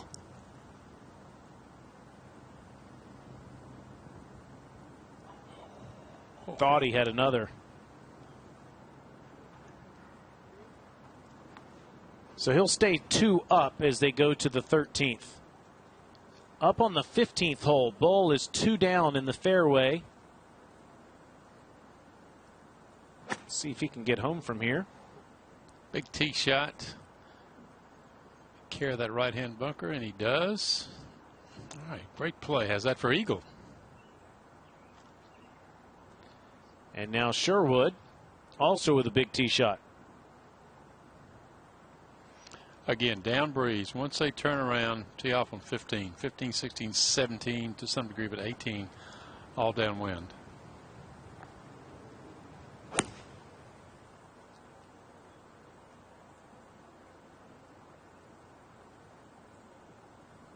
Okay, so 2 eagle putts coming up there on the par 5 15th with Sherwood 2 up in the match.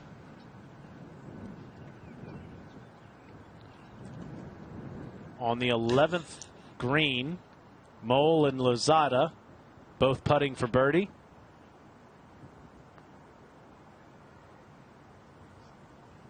Mole just slides it by on the right edge.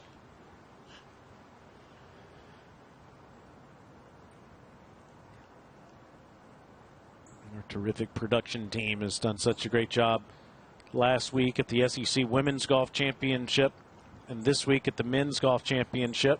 And they never let us down, do they? They do not let us down. Mr. LaPera and Ohlmeyer on top of things. Challenging tee shot on 13 for Harrison Ott, and he has not found the fairway.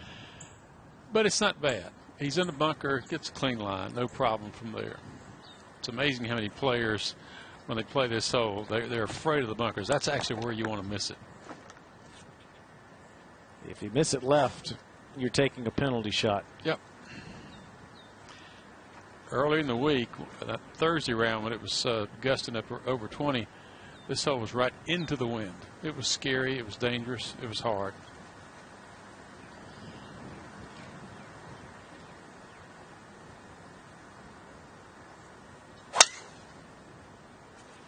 Look how quickly he picks his tee up, goes to the bag, doesn't even watch it land. Another perfect tee shot for the individual champion. When he told me, I hit it straight. He backed it up. He hits it straight.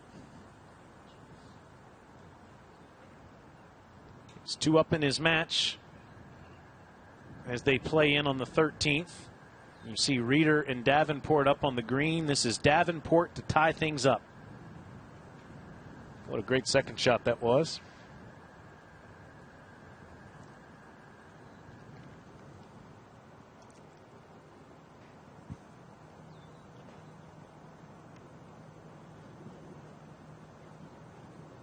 Seen so many of the best players in the world try this grip.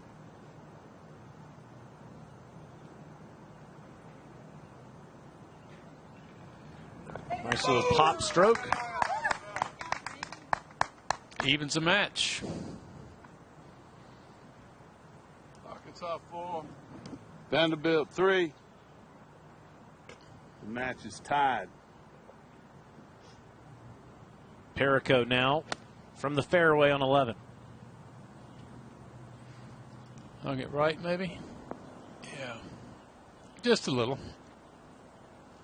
He is 4 up with 8 holes to go.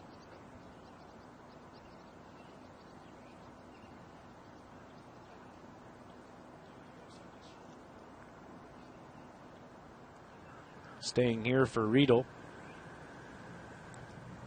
Play over that tree.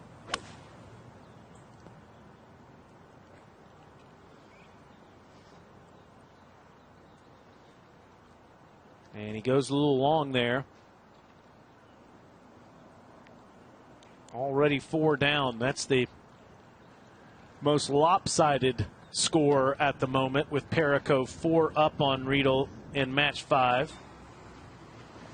Vanderbilt leads in 2 matches. Arkansas leads in 2 matches. And the second match is tied. Now Sherwood is 2 up. This is his eagle attempt. Nope. Good putt. And that'll be a birdie.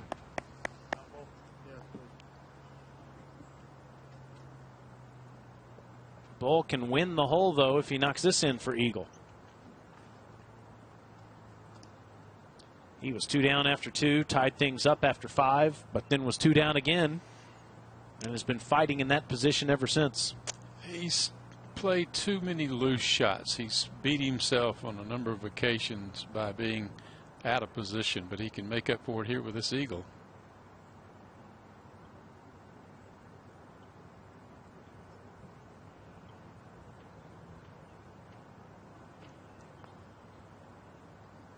Easy. Aggressive Easy. stroke. That doesn't surprise me. You're down. You got a chance to make eagle. You can't leave it short. But if he misses this, he's 3 down with 3 to go.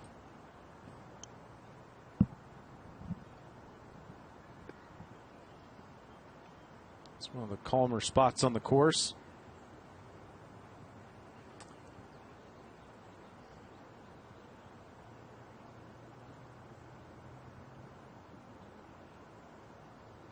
Oh, early step. Arkansas 5, Vanderbilt 4. Man, that's a Vanderbilt killer. 3 up. That's tough. He knows it.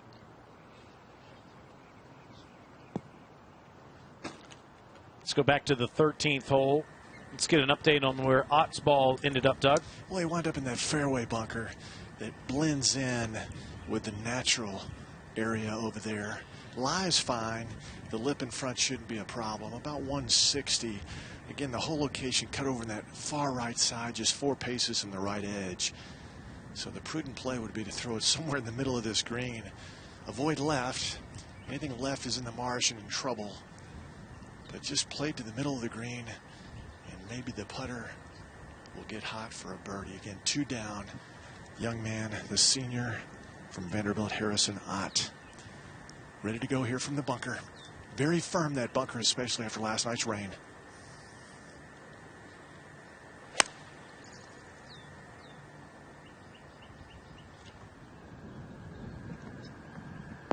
Well, you said that it wouldn't be a problem to hit it on the green from there, Steve, and he's done just that, though a ways away from the hole.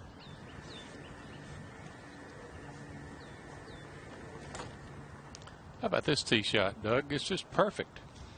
Yeah, I mean, he just continues. You know, he's not a long hitter by any stretch of the imagination, but very accurate. I think he told you earlier when he was getting work done in the trainer's area, just hits it straight. It's pretty good strategy. When you can do that, avoid trouble, hit fairways, hit greens, and he's a great putter from 145. Oh, he doesn't like it. And that's why. You're 2 up. You've got an advantage. Your partner, or your opponent rather, is not going to make birdie, and you hit it. You short side yourself. That's a major mistake.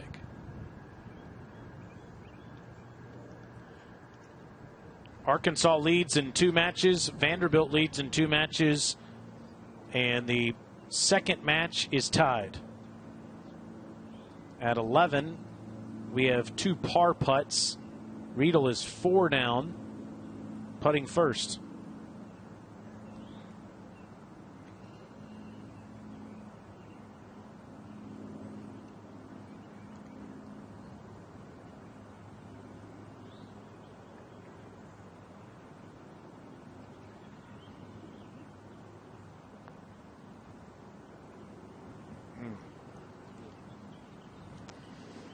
That was a hard lip out there for Riedel, and now Perico to go 5 up. Remember, missed the short one at the last hole. This was much easier putt, left center putt. Very quick, hits the back of the hole, another fist pump. It's like the old Tom Watson rule. We used to kid Watson, any 4-footer hit hard enough was straight. That's what that was. 5 up with 7 to go. 2 birdie putts at the 12th. First, Lozada, 1 down. Not bad.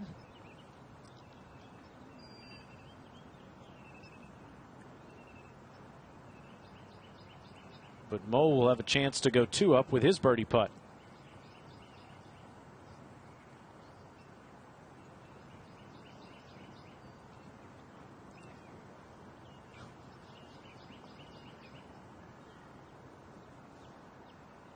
Won the 2018 Jones Junior Cup with a scoring record of 204 over 3 days. That's right here. Yep, on this golf course.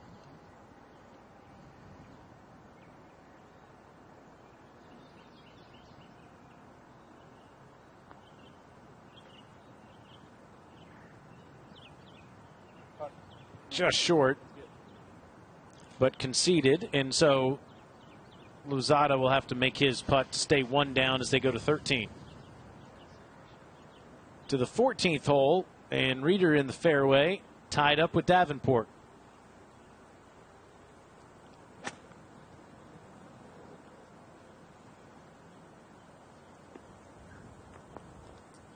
Lozada did make his putt back there on 12, and Reeder has that left for birdie on 14.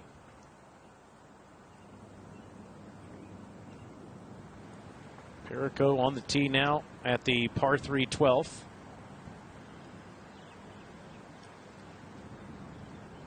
We could be a couple of minutes away from a victory on this match, and then also in match 1, which is on the 16th hole. Behind them on 14, here's Davenport hitting his second. Flagstick back right. And, oh, it stayed there. Usually it drifts down. That's fine.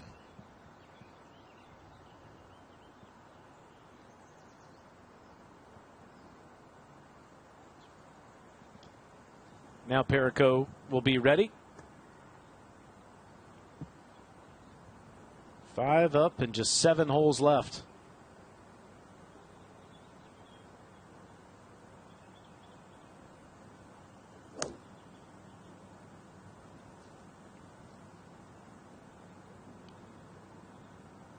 Watching it intently, and a good shot. Mm-hmm.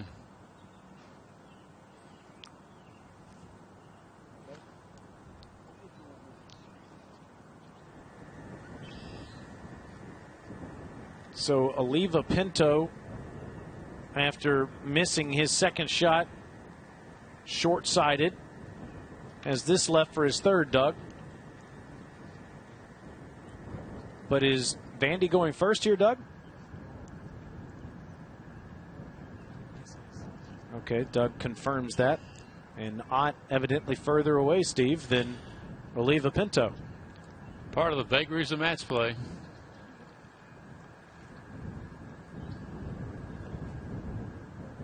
And you know what?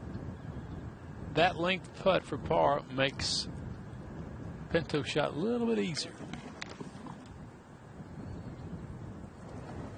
This is by any means no easy shot. You've got to skip it through the paspalum.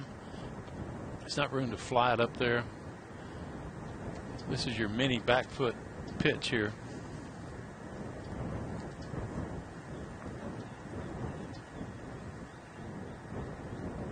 From the shadows into the sunshine.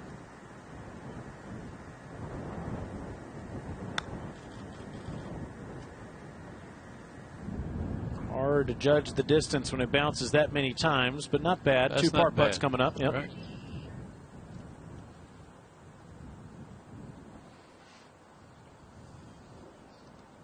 Tyson Reeder and Reed Davenport are tied up on the 14th green. Reeder putting for birdie. Taylor, I think this is going to be the pivotal match here. Whoever can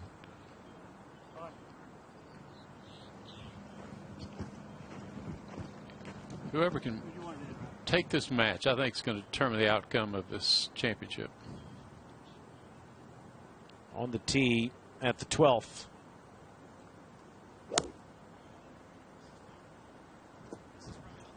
Riedel. And that'll be about 35 feet away. And you see Perico's ball. And with a big lead, 5 up.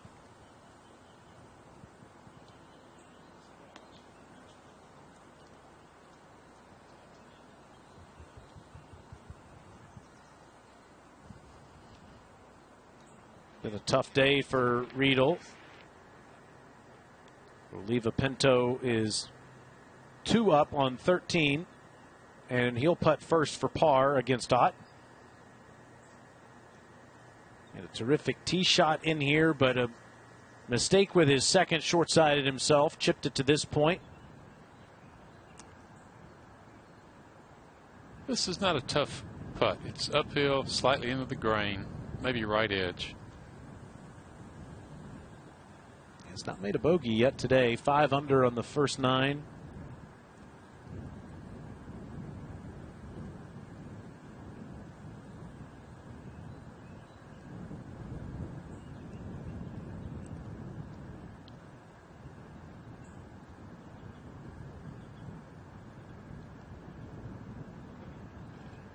Well done. Just when you think there might be a chance for Ott, Oliva Pinto with another great shot. William Bowl running out of holes on the 16th. He has to win them all. 3 down.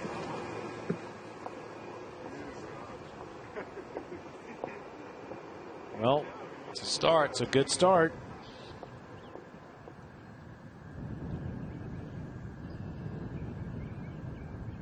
Back to the 13th green. Harrison Ott has to make this to stay 2 down.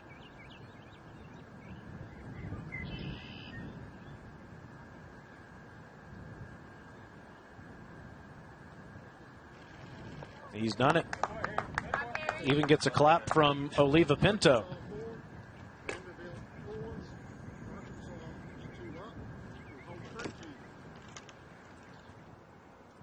Sherwood trying to close the door on Bull. 2 really fine tee shots at this dogleg left par 4. Hits the stick. That could just about do it.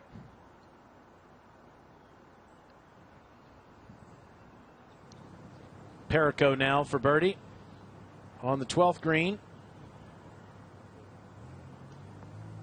Should be good enough.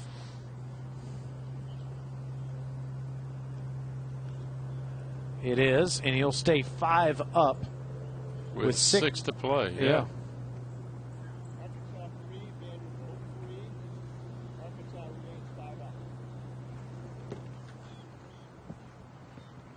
Vanderbilt on the verge of winning match 1. Arkansas on the verge of winning match 5. Arkansas leads match 3. Commodores lead match 4, and match 2 is tied. Well, this has to go in or it's over.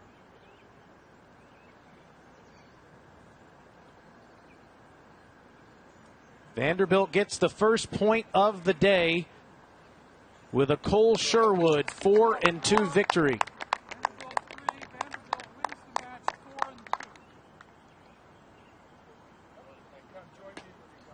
Freshman from Austin, Texas is sent out first by Scott Limbaugh, and he delivers the first point. Played well this morning too, Taylor, in his match. He beat Cannon Claycomb 5-4 from Alabama. Has yet to see the 17th or 18th holes. I always like to say the 18th hole is the loneliest hole in match play. Everything's up for grabs here on St. Simon's Island in the SEC Men's Golf Championship.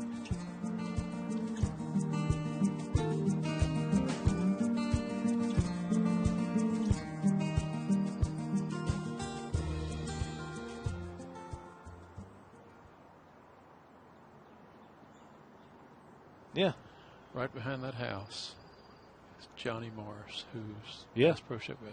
He built this house. He didn't want anybody to know he's here because he just gets away, comes here. Nobody knows who Johnny Morris is. Yeah. His house is right behind that. That behind that? Okay. Yeah.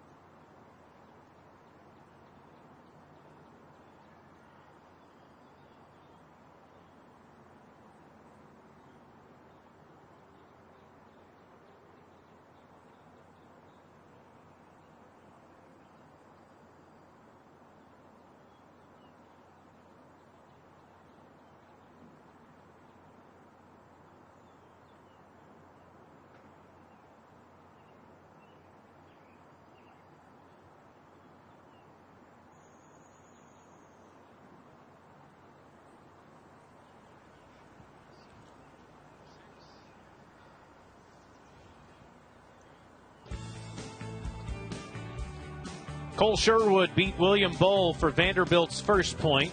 Julian Perico is 5 up through 12 on Matthew Riedel for Arkansas's first point, which could be moments away. Arkansas leads match 3. Vanderbilt leads match 4. Match 2 is tied. What a spectacular place this is. Many of the great players in the game of golf called this place home, including the Century Tournament of Champions winner from this year, Georgia's Harris English.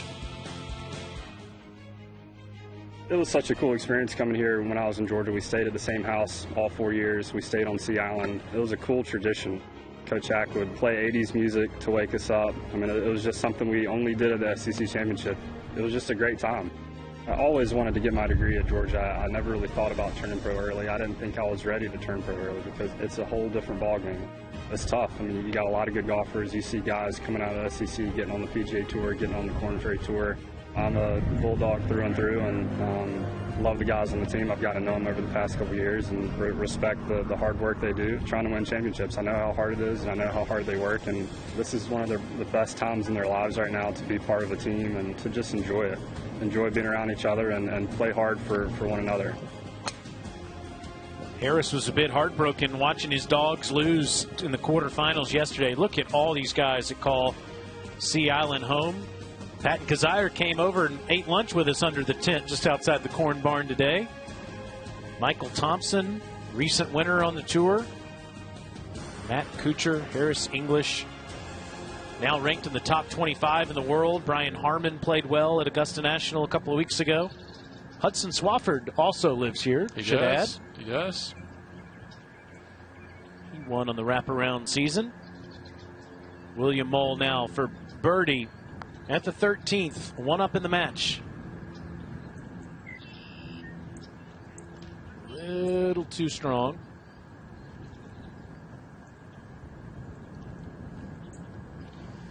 Think about some of the guys that have won the RSM Classic here that played in the SEC tournament. Oh, Kisner was the one that jumps out at you. Forget about him. He won in 2015, of course. Austin Cook from Arkansas in 2017, and Chris Kirk from Georgia back in 2013. So playing in this tournament could lead to a win in the pro tournament years down the line. They have the Jones Cup every year here, the junior, the regular Jones Cup, and the senior. And the winner of the Jones Cup gets an exemption into the RSM, which is a nice touch. Lozada, one down, has this to tie things up.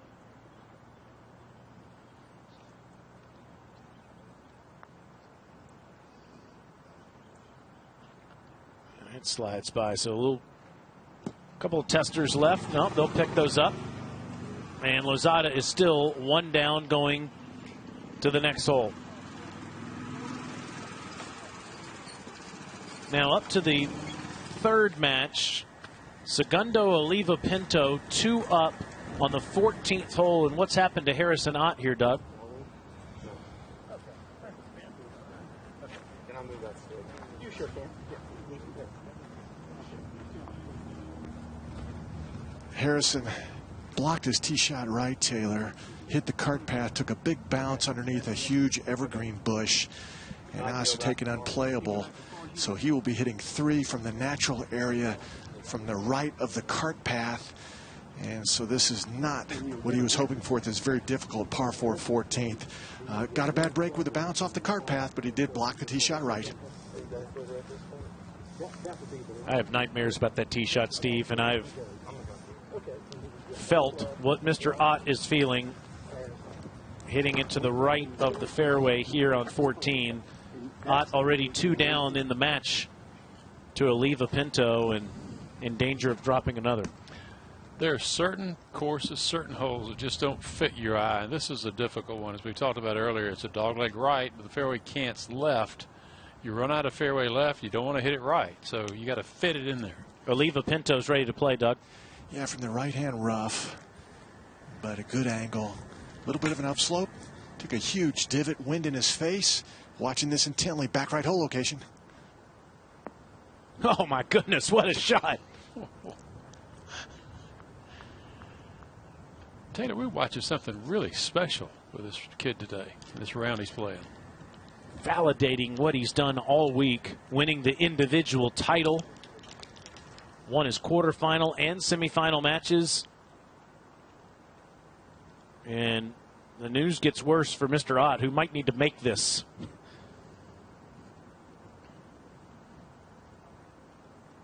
Allowed to use those rangefinders this week. Which I think is smart. Speeds up play. I don't know why the tour disallows it.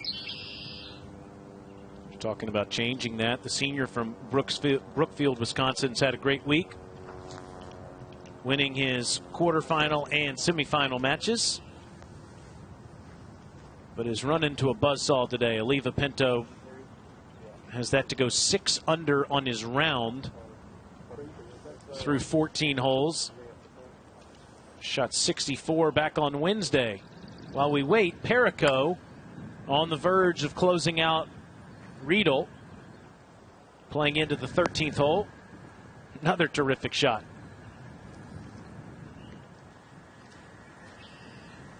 Ott's ready now, Doug. From the natural area. This will be his 3rd shot to the par 4. Sending it on the path. Anywhere in the dance floor he'll accept at this point. And safely up there in the middle of the green. That was a good shot from where he is. But again, he will be putting for par. And Oliva Pinto in there tight for birdie. 2 up in the match. Riedel running out of time. Perico could close out the match here should he make birdie. And, well, now his opponent has a chance as well for birdie.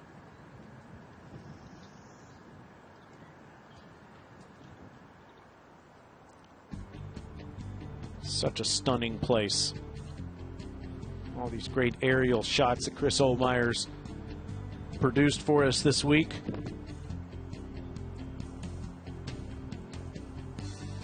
That's the view of the 16th hole.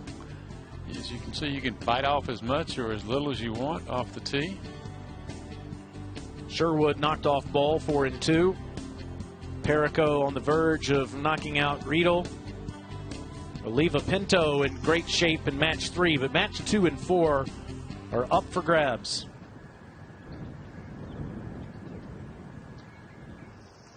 So Perico will putt first here, I do believe.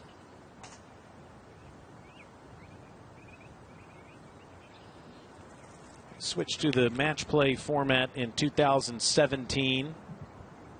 Vanderbilt won it. Came down to the last match, Auburn versus Alabama, and the Tigers knocked off their arch rival, the Tide, to win the match play 3 years ago. And Perico and Arkansas won it all 2 years ago. Actually, Riedel is outside of Perico, so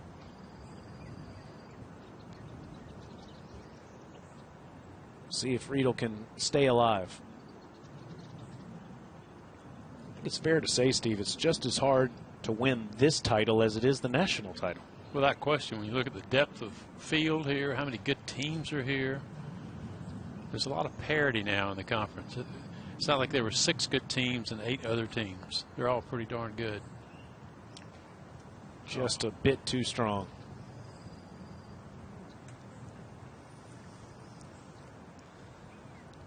So this is to close it up. We've seen some pretty passionate victory celebrations by Mr. Perico. I would think we'd see another right here if this goes in. A little slider to the right. Come on! Like that? Like that. Julian Perico knocks out Matthew Riedel, 6 and 5.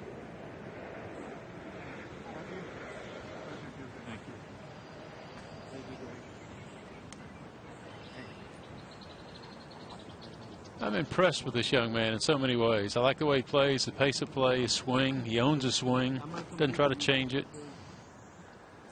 Very fiery on the golf course. I mean, you've been reffing me since I'm like 17. We have a good connection for sure.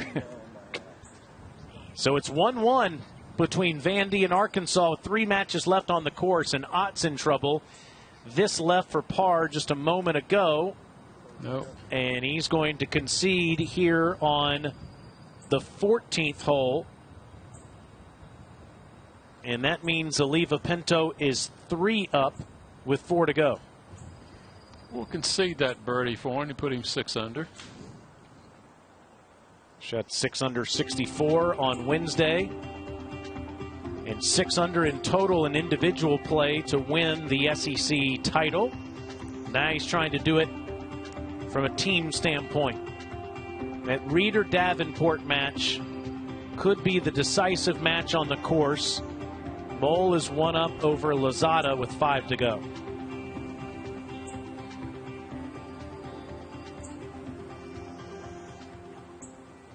Wouldn't want it any other way. Coming down to the wire here on a Sunday afternoon on St. Simon's Island. I think without exception, the championship matches have been decided by 3 and 2, 3 and 2, 3 and 2. So this is the lone tied match on the course. And Davenport has this putt to win the hole.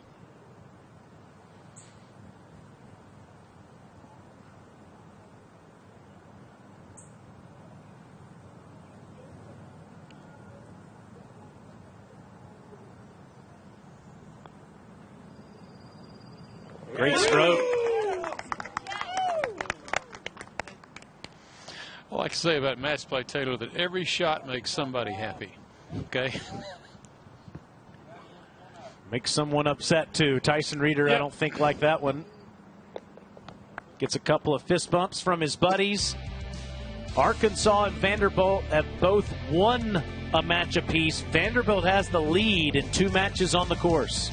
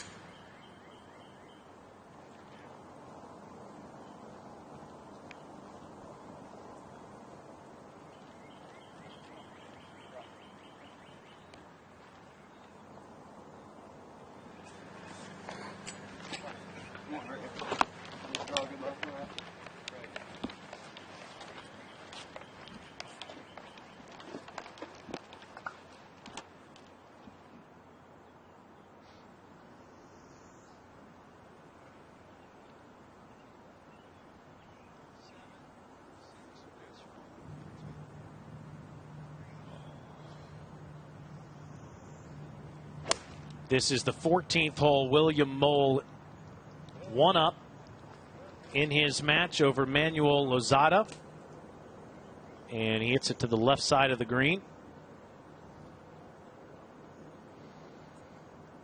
One of two critical matches left on the course. Vanderbilt's Cole Sherwood beat William Bull 4-2. Arkansas's Julian Perico knocked off Matthew Riedel 6-5. And the Commodores are clinging to one-up leads in 2 of the 3 remaining matches. The lone match they trail in is where Segundo Oliva Pinto is 3 up with 4 to go. We're going to check in just a moment on where Lozada, his tee shot ended up as he's walking all the way up near the green. Up on the 16th tee, Reed Davenport has already hit it in the fairway, 1 up in the match. This is Reeder on the tee.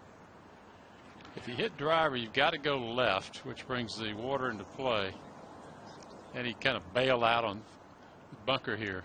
He's going to have tree and bunker issues over there. Let's take a look at the 16th hole. The 16th hole has been virtually untouched from the time it was first designed back in the late 20s, and it is a sterling, what I call risk-reward par 4. You can take a shot down the left-hand side of a driver. Most players stay out to the right with a fairway metal or a long iron. It's a shallow green from front to back, very wide, but the shallowness makes it difficult.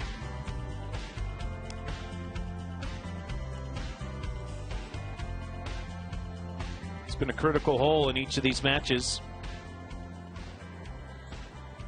Davenport found the fairway, Reeder found the bunker. Mole and Lozada on the 14th hole. Oliva Pinto and Ott are playing the 15th at the moment. You need 3 points to win the Southeastern Conference. Both teams have won. See, Davenport laid up here, which is smart. He's 1 up. He's put the ball in play. He's only got a 9-iron or maybe a pitching wedge into this par 4. Reeder's in the bunker. If he catches a clean lie, he's okay. But if not, well, advantage Davenport.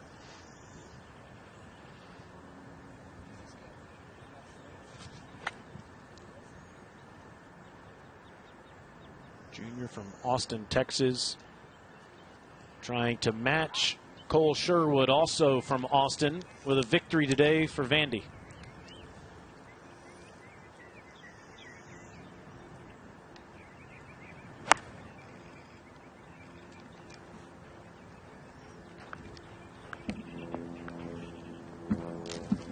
All right, well done.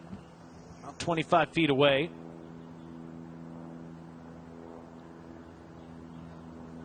Get back to Reeder in just a moment.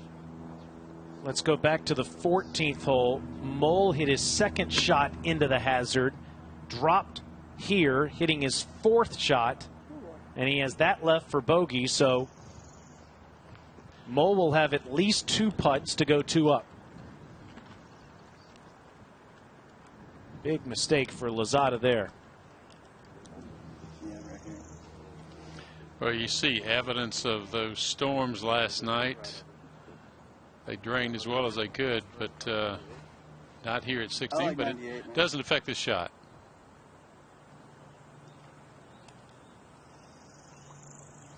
Left-hander Light Bull is also 24 years old. Reeder will be 25 in October. Human resource management graduate who transferred in from Oklahoma State. It's a critical shot. Awkward length at 98 yards. He caught it heavy. He sure did. Great camera work, too, by all of our operators out there on the course. We said early on, I thought this match would be pivotal in terms of determining the outcome of the entire match.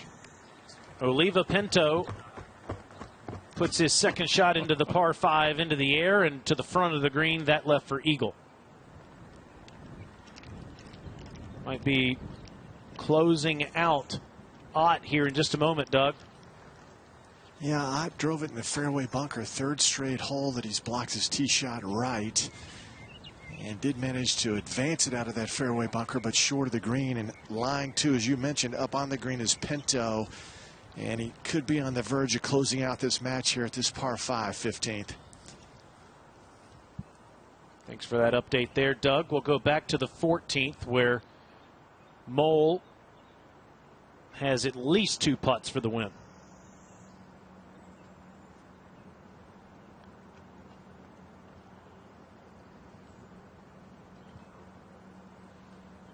He lost to Alabama's Thomas Ponder this morning in the semifinals.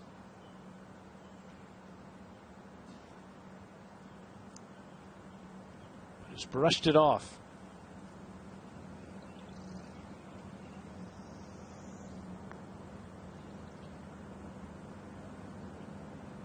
That should do it. And is now 2 up in his match.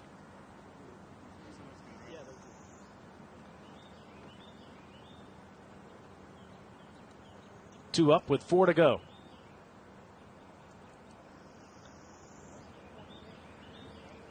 Each team has won a match. Vandy leads in 2 remaining matches. Arkansas leads in the other. Meaning this is a big shot for Tyson Reeder. He is 1 down against Reed Davenport and needs to flip this match. Again, here's what we were just saying, the up to the moment scores.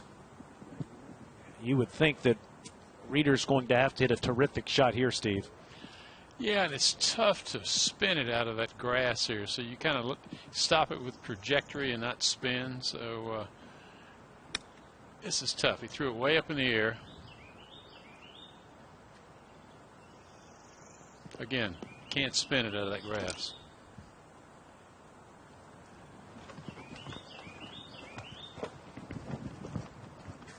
Arkansas, the reigning champion, winning in 2019. Vanderbilt won it the first year we switched to match play in 2017. Gator Todd, the former standout at Alabama, the assistant coach for Vanderbilt, talking to his player here.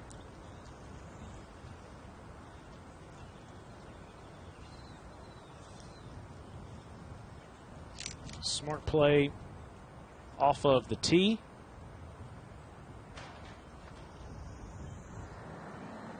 And this left into the hole.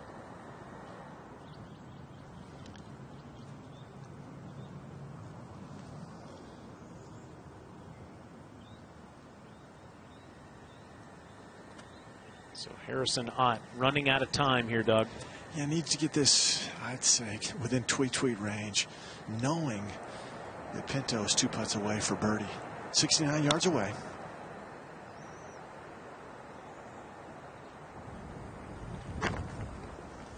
Could be 2 putts for Oliva Pinto to win the match if Ott can't make that. Davenport now to win the hole.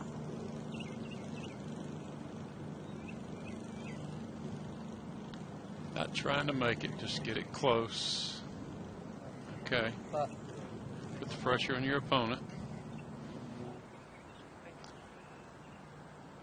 You know, this final match, Taylor, kind of sums up Vandy's season. They've been, nothing's really stood out. They've just been very steady, very consistent.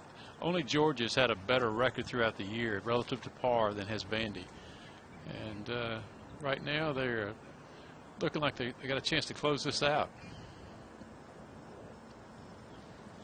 Tyson Reeder, graduate senior from Edmond, Oklahoma, needs to make this to stay one down. Could be the kind of putt his team needs to make in order to retain the title.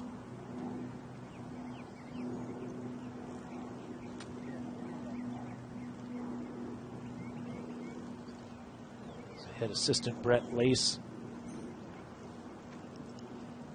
Just a last second thought for Reeder to consider here.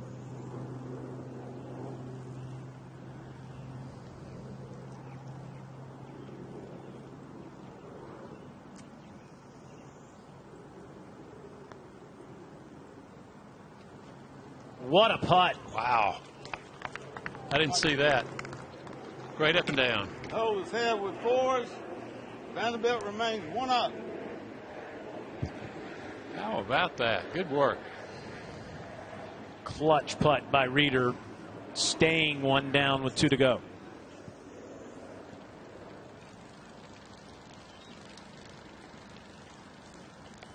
In match 3, we could be near the end. Oliva Pinto, 2 putts to make birdie and maybe close out Ott here, Doug. 40 feet away, uphill putt will leave the flag stick in. It was interesting. He asked Harrison Ott to use his mark because it was flatter. He thought the Vanderbilt mark was like a poker chip. So here's his eagle try on the way. Well, that putt won't be conceded yet. But if Oliva Pinto makes it, that's 7 under par through 15 holes.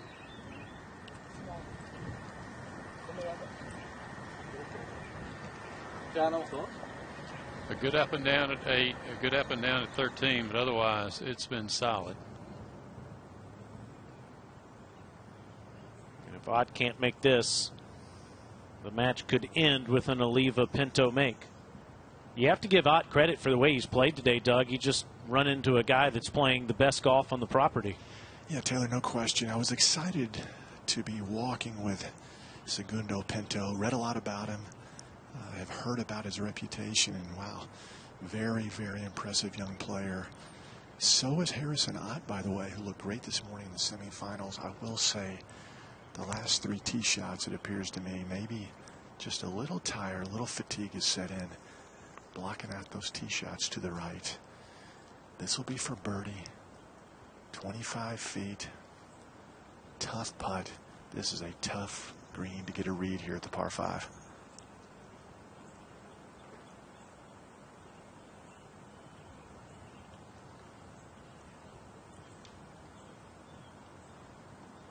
Great effort, and it just slides by, burning the left edge.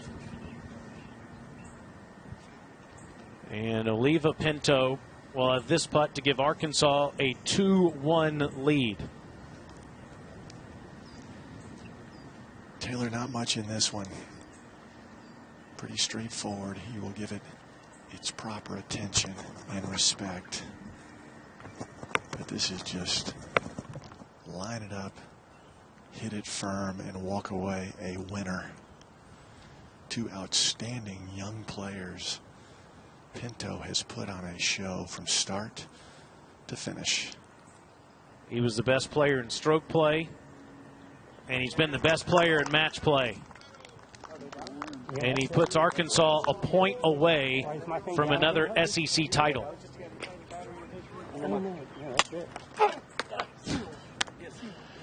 Yeah, it was really fun to watch him play, the manner in which he played, smile on his face, played quickly, fearless.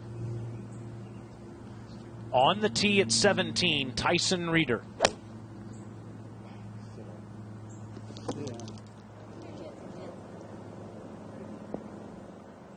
got a good bounce. Sure did. We see Davenport's ball just off of the back edge there. And Reeder will be putting up the slope from about 25 feet away. 1 down in the match. While Vanderbilt does trail Arkansas 2-1, the Commodores do lead in the remaining 2 matches.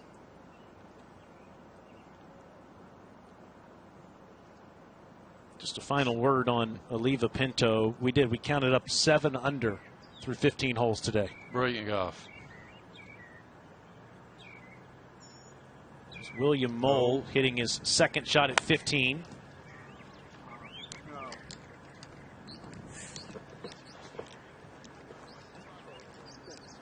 That goes to the back of the green.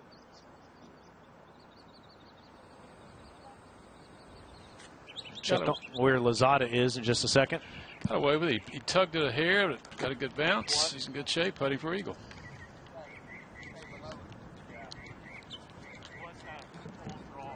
Sherwood knocks out ball 4 and 2. Davenport 1 up with 2 to go. Mole 2 up with 4 to play. Perico wins 6 and 5 against Riedel, and Segundo Oliva Pinto just won 4 and 3, and he's standing by with Doug. Well, Segundo, muy bien. Excellent play today. I had you for 6 birdies, no bogeys. How good was your game today? Thanks. Well, I think this round was probably my best round, as well as the first round of stroke play. After beating A&M, I went to the range because I was feeling good, but I knew there was something that I could do to get better, and I was talking to my teammate Mason Overstreet, talking about some alignment things, and well, we fixed that, and today, driver was good, irons were good, and my mind was also helping, so yeah. Your short game was excellent today. I was very impressed. The play at 13 from off the right of the green on the short side, that was well played, my friend. Yeah, I mean, I don't know. A lot of my other matches, even when I was winning, I was playing more conservative. And this match, I decided I was going to go after every pin, no matter what. And I knew it might cost me some, but I don't know, I guess it worked out at the end. So some of those plays, I raised a few eyebrows. And Steve Melnick, who's in the booth, he did too, because you were going after some tough pins with the wind in your face. But you said, what the heck, right?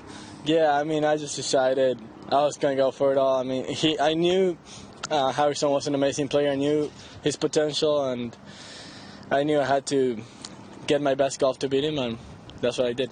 Well, congratulations, and now you go watch the rest of your teammates maybe close out the championship. Thank you, yes, and I trust that they will close the championship, and we're going to take this home. Well done. Thank you.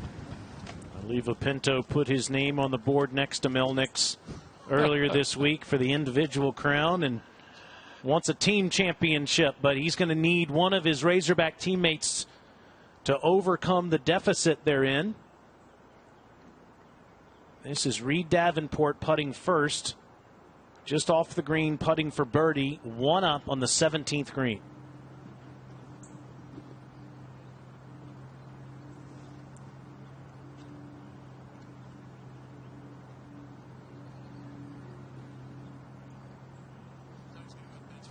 You see the wind whipping in the background off that flag. Difficult putt to judge, and look at this. It stays on the lip. Davenport thought he might have closed things out right there.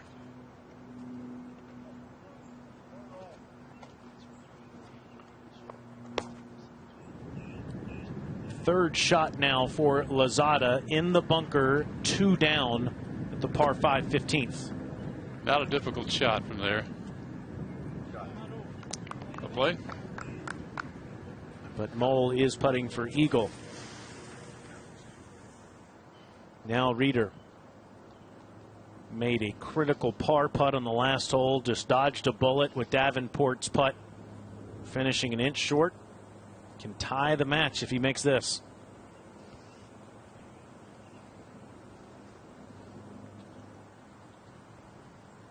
What do you see in this, Steve? Well, the grain is going actually to his right, which is strange. And it looks like it actually breaks the other way. There's not a lot in this putt. It's just a matter of speed.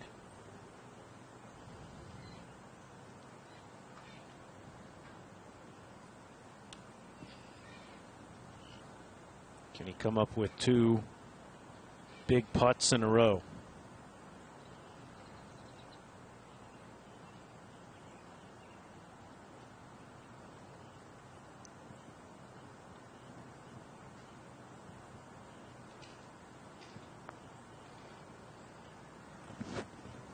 Didn't hit it hard enough. Yeah. Now this gets dicey.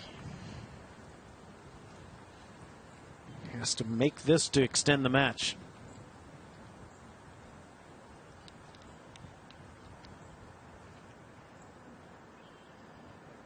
Mole in the catbird seat on the 15th green for Vanderbilt.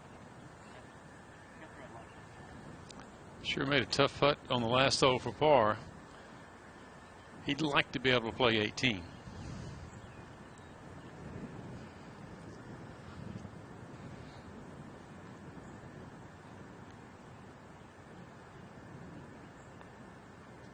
And he will.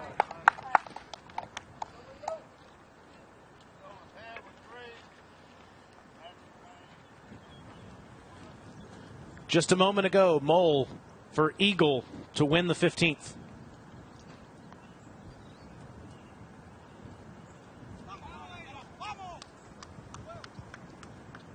And he gets it down there into almost gimme range. Vanderbilt is 2 up. Yeah, we'll stay with that. So Lozada out of the bunker, splashed it to here and made it. To have the hole. 2 down with 2 to go. 3 to go. 3 to go. Go to 16T. Arkansas must win the 18th hole, or Vanderbilt will get their second point. And Mole in good shape with 3 to go against Lozada.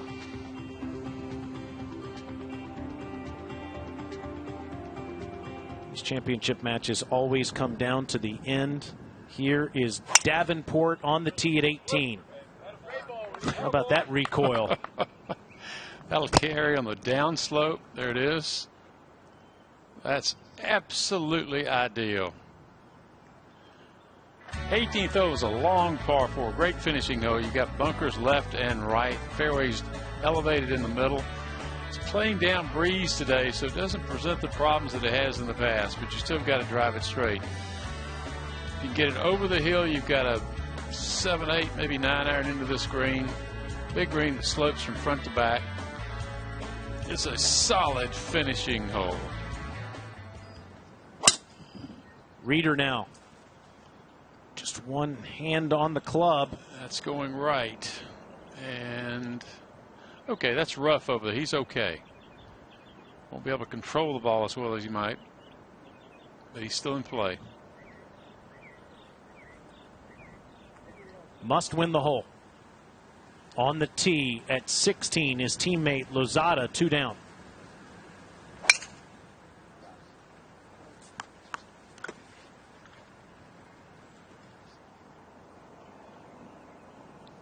Great tee shot right next to William Mole's ball.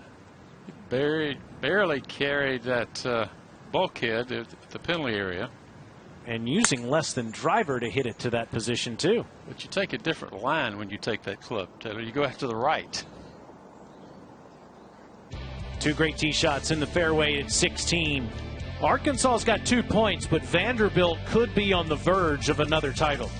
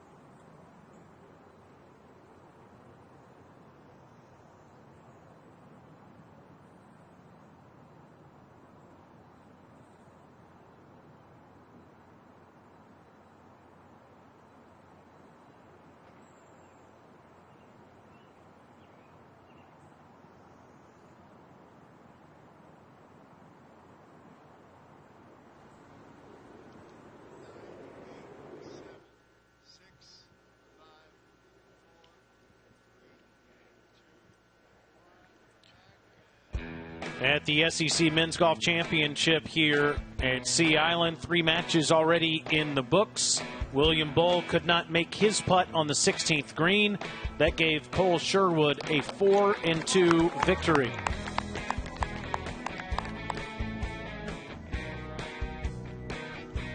On the 13th hole, Julian Perico made quick work of Matthew Riedel.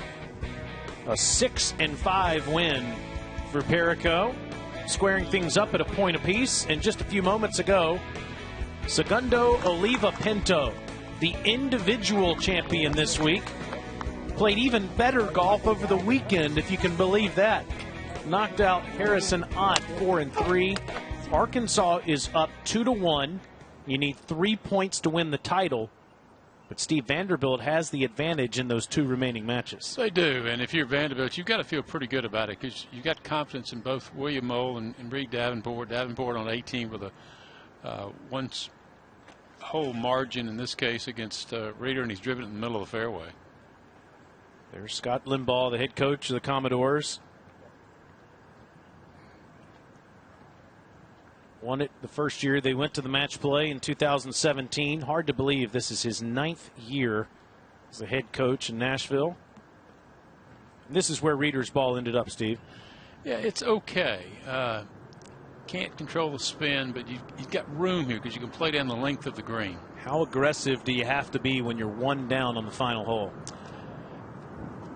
You do your best. You throw it up here and say, all right, just give me a shot at birdie. That's all I can ask for. And he's got a shot. Yep. Back on 16. This is where Lozada is 2 down. He's hit a good shot into the green there. It's inside 10 feet.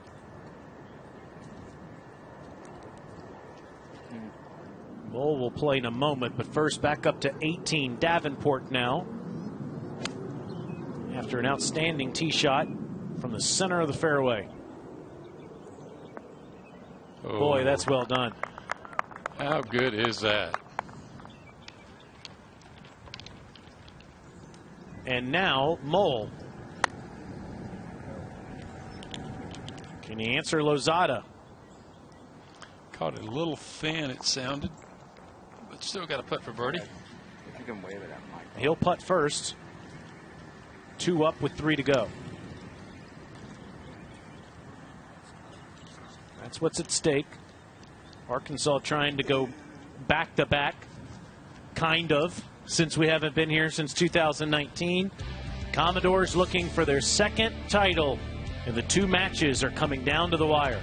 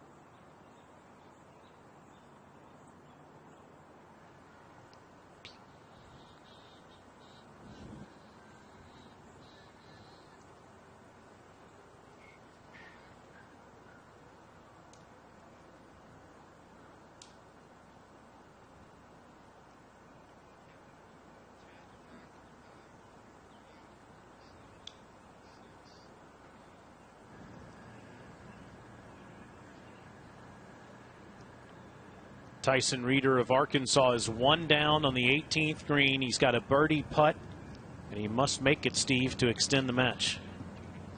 We'll get to that in a second quickly. This is William Mole. This could end the match if he makes and Lozada misses.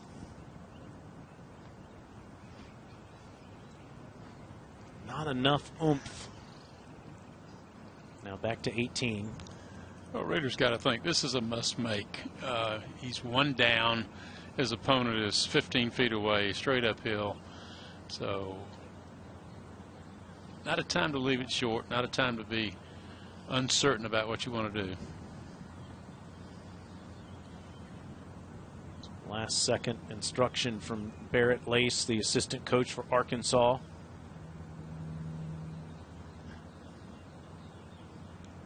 There you see Reed Davenport.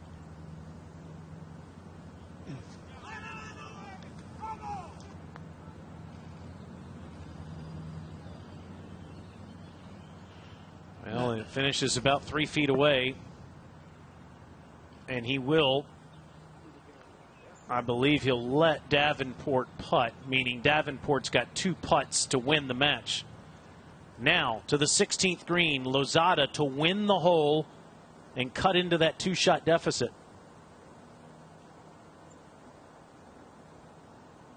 Well done. Hits the left edge and goes down. The Hogs aren't done yet.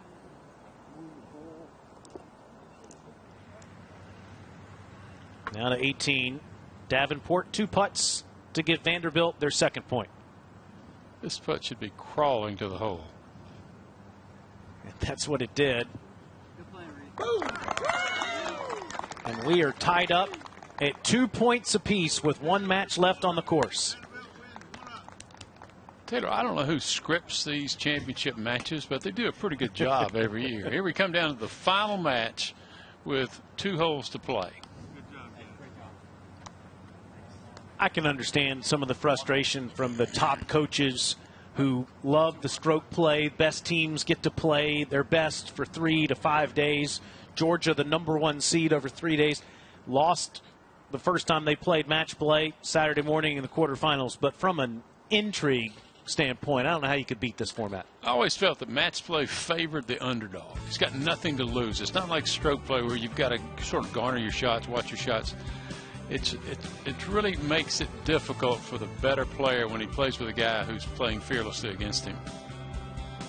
That lone match is match 4. Lozada now just 1 down to Mole on the tee on the par 3 17th. And just one last thought about what you're saying, Steve. The idea to do this was born out of the fact that the NCAA championships are using the same format. So Coach McMakin and everybody else in the field wants to prepare their teams for it. It mirrors the venue and is perfectly, really. And so credit the SEC for following suit. Coach McMakin talking to Manuel Lozada, the freshman from Cordova, Argentina, will be on the tee first, and Doug Bell is now watching. Taylor, very exciting. A lot of folks now gathering around this 17th green. Hole location, back right-hand corner. Tough hole location. The winds have died down now late in the afternoon, which has been good. And it's created a lot of great iron shots. So let's see, about 180 yards to go. Lozada coming off that birdie. Just 1 down. Crucial tee shot, though. You don't want to go short in that bunker. You want it somewhere on the green to give yourself a birdie opportunity. But again, a very difficult hole location.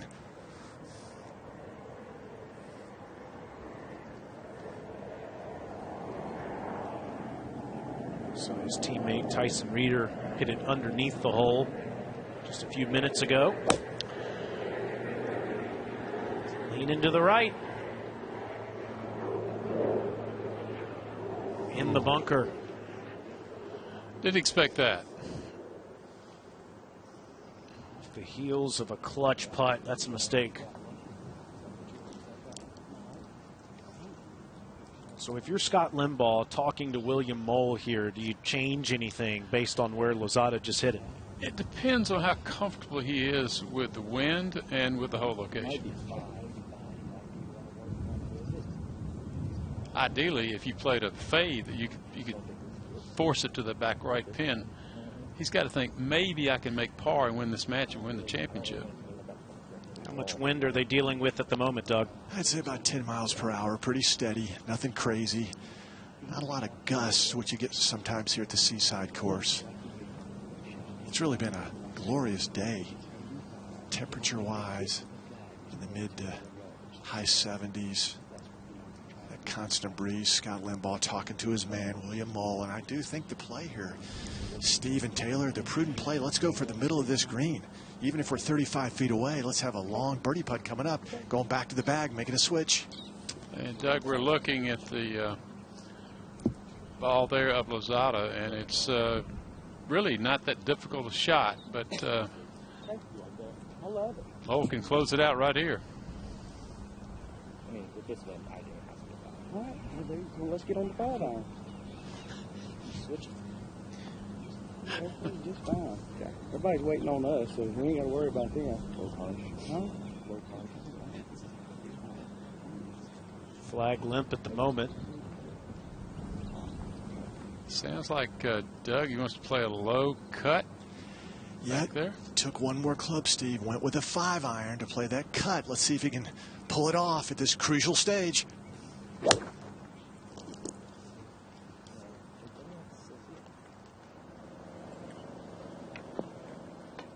It's a safe shot outside of 40 feet away. It's that unique move where he rocks back right before impact, puts it on the green, trying to close out the Razorbacks in the final match.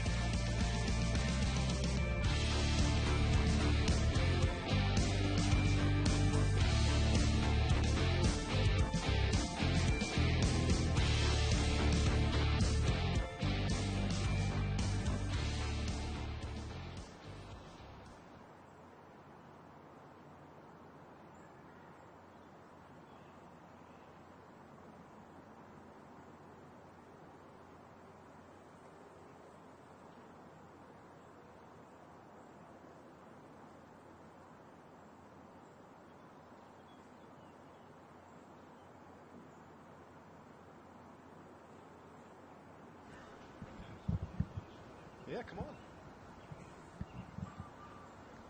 We got an extra headset if you want to come sit and watch.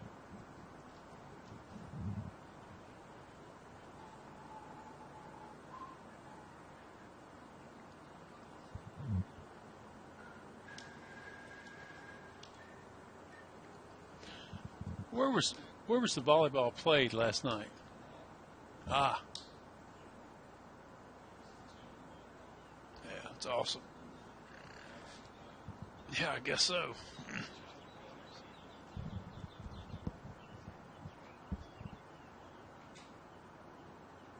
Yeah, who do you think's closer, Steve? It's close, isn't it? Yeah.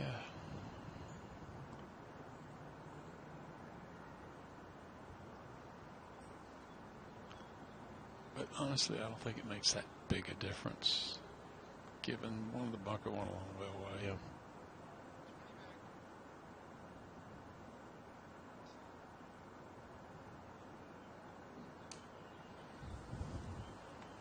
Looks like he's going.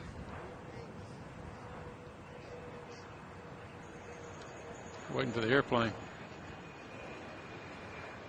Don't climb up that bunker, you knucklehead. Good gracious. Manuel Lozado is one down to William Mole on the 17th hole. Lozado just climbs out of the bunker. And now Mole will be putting for birdie. Doug, is Mole further away from the hole than Lozado? It was interesting, Taylor.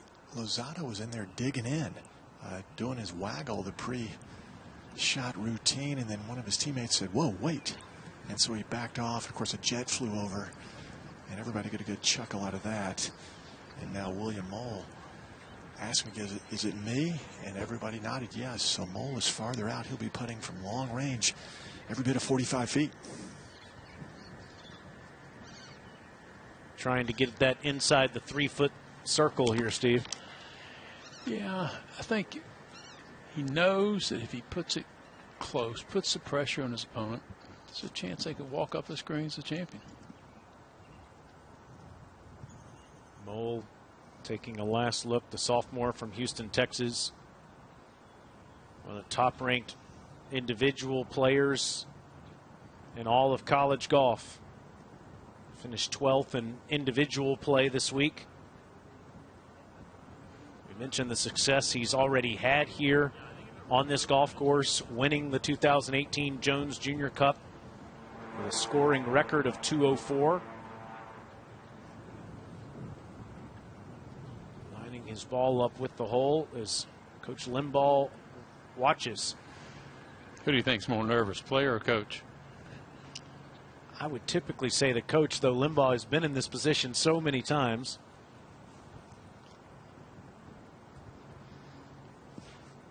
Big left to right breaker, guys. 45 feet. We'll leave the flag stick in.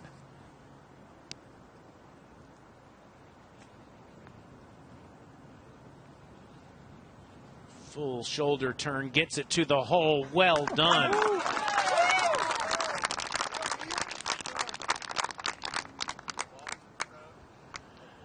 So now Lozada has to get up and down to extend the match, or Vanderbilt wins the Southeastern Conference.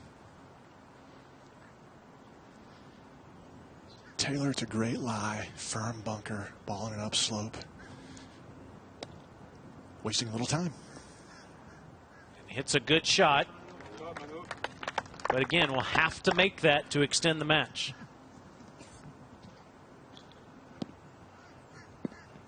Two years ago, it came down to the last hole. This year, perhaps the 17th hole. You mentioned Lozada committing to Coach McMakin from Cordoba, Argentina, which made Segundo Oliva Pinto decide to transfer from UNC Wilmington to Fayetteville to join his countrymen. And now Lozada in a must-make situation to try to get this match to the 18th tee.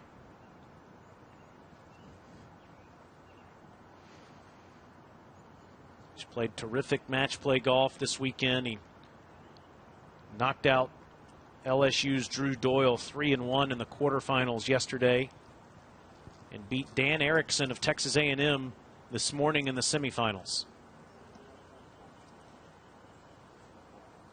How much break is left in this, Doug? Taylor, I'd aim at just one ball outside the cup on the right side. I think it's a subtle little right to left breaker for par to extend the match.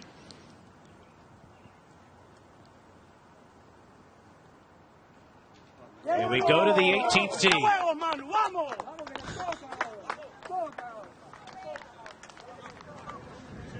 I wonder if Commissioner Sankey's written this script for this championship again. Come down to the last hole. Give Mr. Hussey, Womack, and Sankey full credit for what they've done to switch this to match play and get the kind of entertainment we have seen each of the last 4 times we've done it.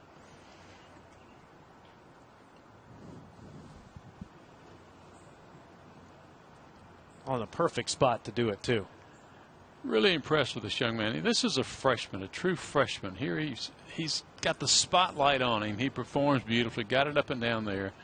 Now, can he put this tee shot in the fairway at 18? Yeah, 2 teenagers left on the course. Mole, the sophomore from Houston, and Lozada, the freshman from Argentina. Here's again the bunker shot. Hitting it way up in the air. Played it confidently, played it quickly. Even more impressive was the putt. On the tee first, on the closing hole. Must win it to send it to a 19th hole, or Vanderbilt wins the SEC.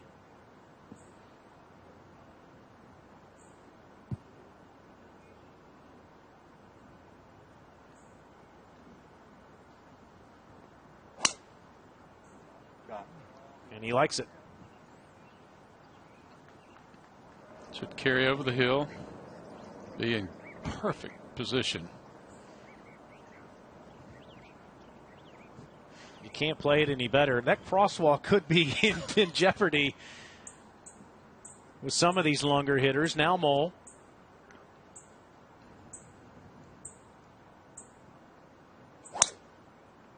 Has that unorthodox wind up in his swing where he rocks back a little bit, but boy, does it work.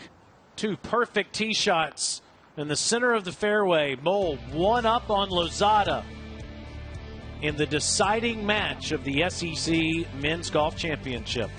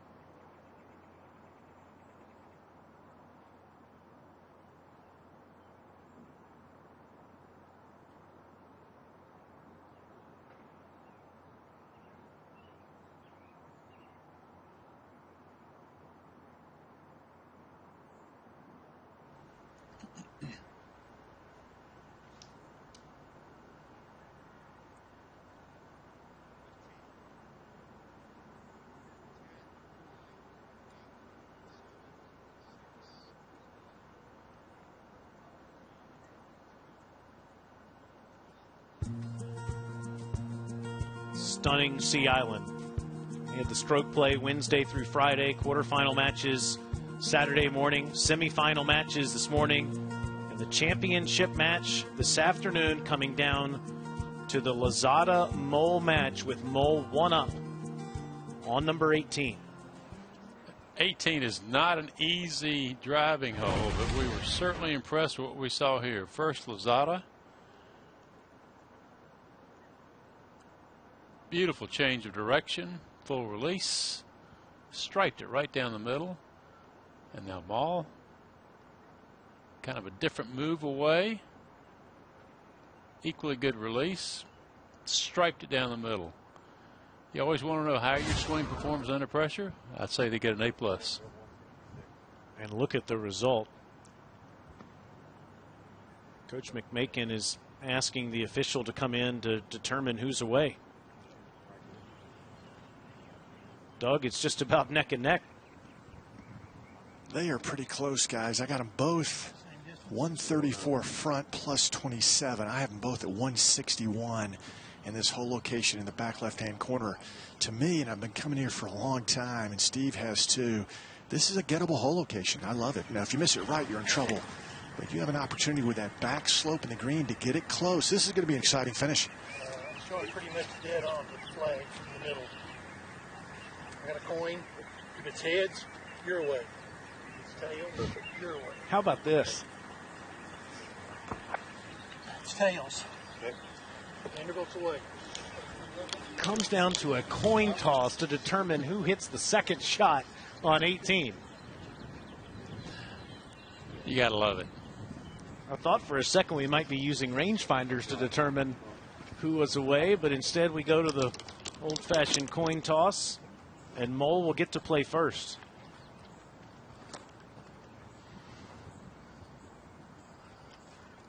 You said 161, Doug? Yep, 161 sets up for his right to left ball flight. Let's see if he can pull off something special. He is eyeing it. Great shot.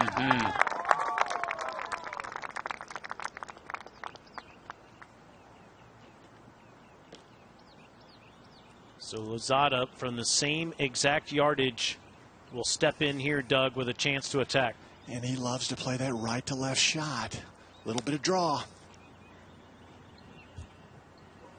Asking for it to draw some more.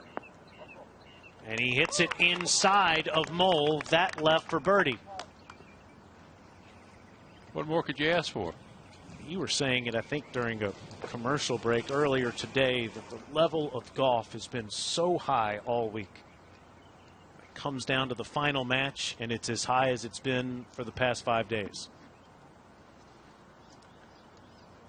Really, no longer are there 2 or 3 really good teams. There are 14 very competitive teams in the conference in golf. It's so true. You had a couple of top 20 teams that didn't even make the weekend. Florida and Auburn are 2 of the better teams in America. They didn't even make the match play portion. And Georgia, who won the stroke play portion, lost in the quarterfinals. They were the odds-on favorite, I think, to win this thing, you know, given their advantage here, how many times they played here. Davis Thompson, the leader of their team, lives here on St. Simons. Will be playing in the Walker Cup in a couple of weeks. But it wasn't meant to be. But credit Vanderbilt here. I mean, they've just kind of hung in there, played steady, didn't beat themselves, kept the matches close, and now it becomes a putting contest here on the last hole. What's great about this format is you reset everything when you go into the weekend, so no matter how your team has performed or you have performed, it's a brand new ball game. Manuel Lozada is an example of that. Finished 44th of 70 players.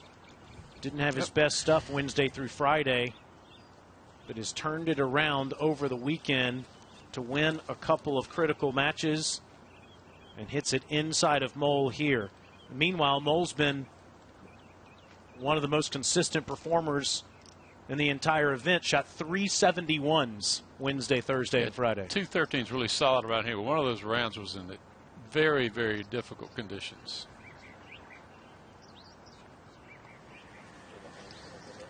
That's a nervous group of players right there. None of those guys have won an SEC title. A team that was led by John Augenstein in 2017. They've all moved on. Meanwhile, the Razorbacks have several players that tasted victory 2 years ago.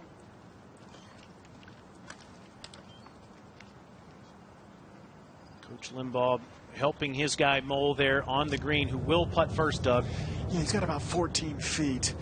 Now this 18th green is like a potato chip. I mean, there's peaks and valleys and all sorts of undulation, but the whole location is cut on the flattest part of the green. So while this putt will break right to left, it's not one of those crazy sharp breaks. It's subtle.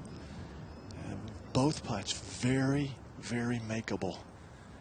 And Mole walking from the cup back to the hole again. 14 feet, little right to left breaker. I think he's got a really good chance to win the SEC title for Vandy on this stroke coming up.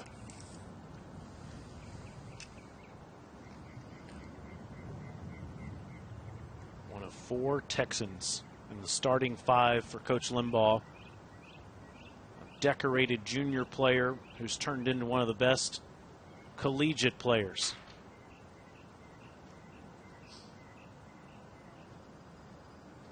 A sophomore now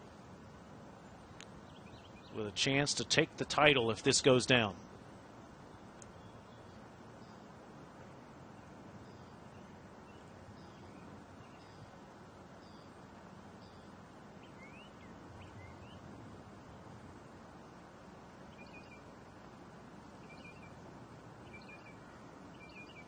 And he misses it on the low side, and that'll roll out some 3 feet away. So Lozada has a chance to extend this match to a 19th hole.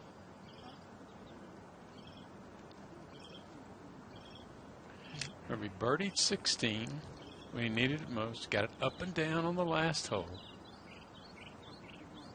Can he hold this and extend the match one more time? How similar is this line, Doug? Very similar. He's obviously a little closer, about 8 feet. Will break from right to left. He's a very aggressive putter. And you have to kind of let this one roll on its own and let the contour go to work. Oh, it hits the right edge just a little too strong. That close. Wow. He started to walk too, Taylor, to go get it. All of us thought he had it, and instead, Mole has a 3-footer to win the SEC. I think Scott Limbaugh was as sure as anybody it was going in.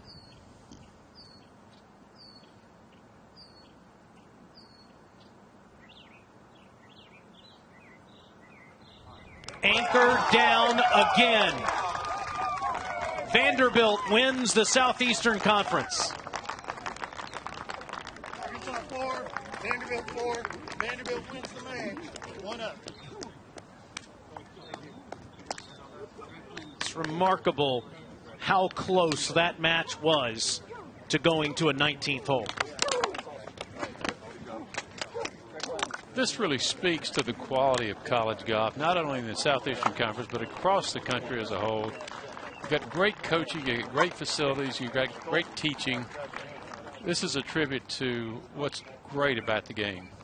You just have to be beaming if you're affiliated with the Southeastern Conference for the level of play that we've seen the last 5 days and how close these matches were. Congratulations to the boys from Nashville taking home another title. And impressed with how they competed. I mean, very supportive of one another. Look at this. I mean, what more can you say? The youngest Limbaugh boy is worn out. He saw a lot of golf today. Over, dog.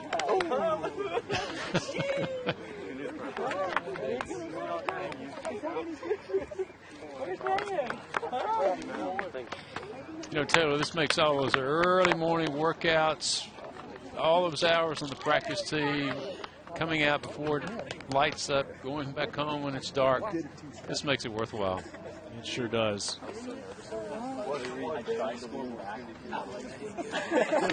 Coach Limbaugh wins the Southeastern Conference for a second time in 9 years.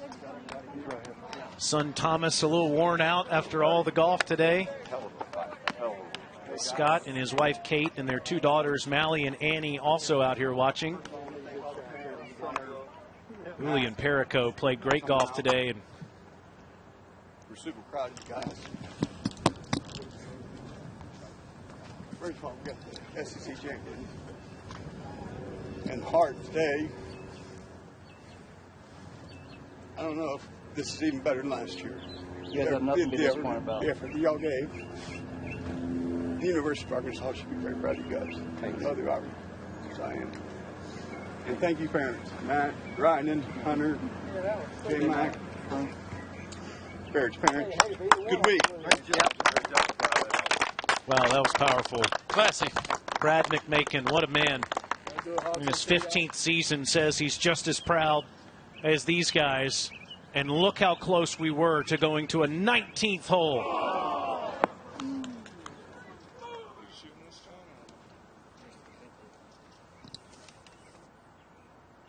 Arkansas goes home with the individual title with Segundo Oliva Pinto.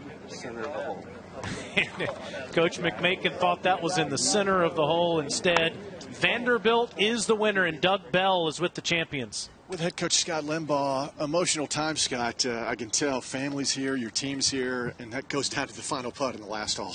Yeah, it's, I mean, we absolutely knew going against that team right there that it would take our very best effort, and it's, I couldn't be proud, just happy for those guys. It's obviously been a trying year, and just everything they've put through it, just, come together as a group. Just they got the right kind of character, and I'm proud of the way they represent us, the way they compete. What a week. You make it out of stroke play, and that's tough in itself. And then, boy, what a challenge every day of match play. Oh, man, it really was. And, yeah, stroke play is tough. I think we were, 10 shots out of first and 7 shots from not playing match play. So, our league's just, it's strong. It's always strong. And we're just so thankful.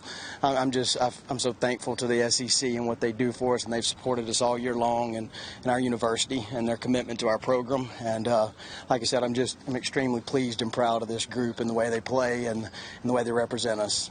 Well, Scott, congratulations on another Southeastern Conference championship. Thank you, Doug.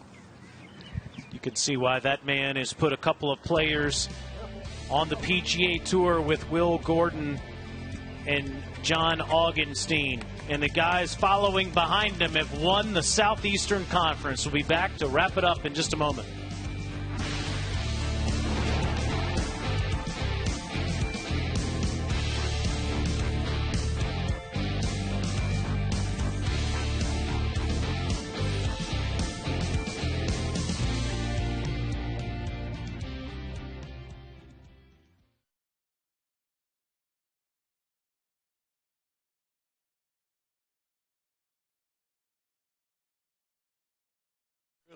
That was really cool. That's awesome. Yeah, he sure is. Good people. What a week, man. Unbelievable. Okay. I forgot that my son signed Will Gordon. Oh, nice. Mm-hmm. He spends a lot of time here. You don't have to worry about academics at Vanderbilt for these kids, whether they can be eligible or not.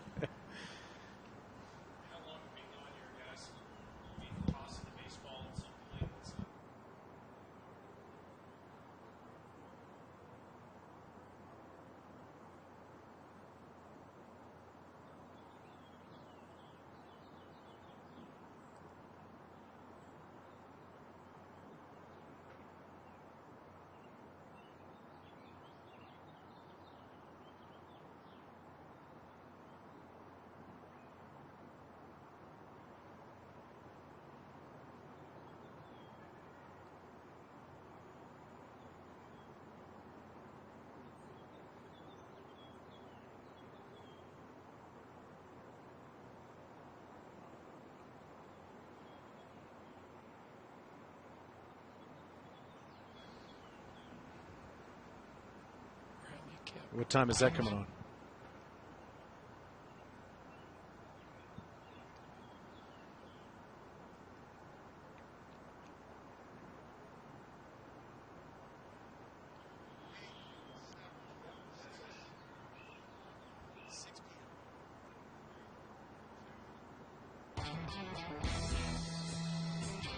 Rally Cap is coming on tonight after the baseball at 6 p.m.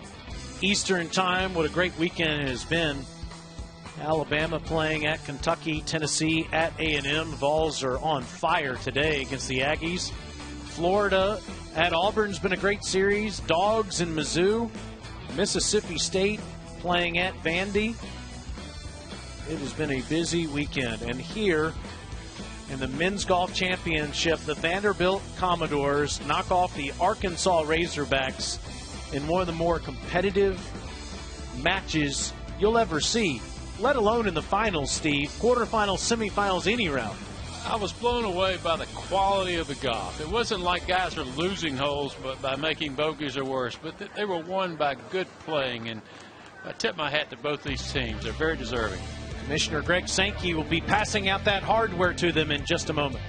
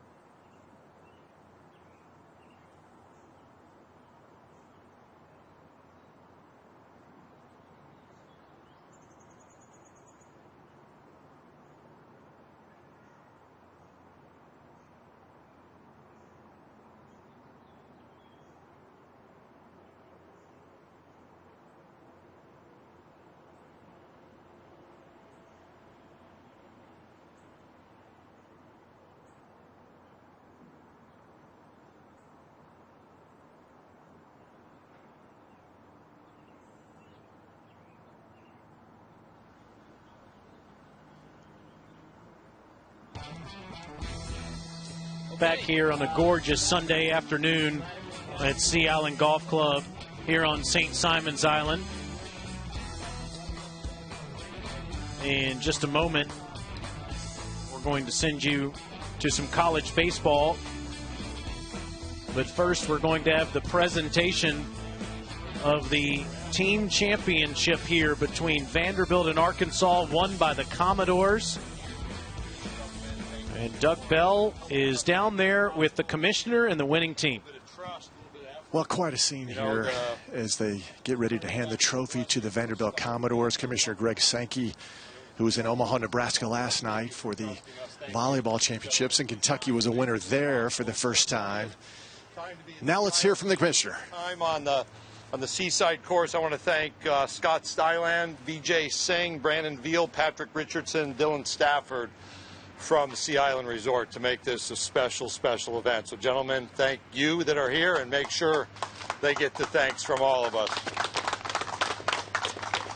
We had 30 rules officials. That last one was a coin flip. A lot of criticism sometimes around officiating. We don't do coin flips in football games. Maybe we should, because that seemed to happen. But thank you to them, and Andy Priest, who pulls all of this together for us, and Brian Scheifler, both, who make all of this coordination happen, because it doesn't just happen by showing up.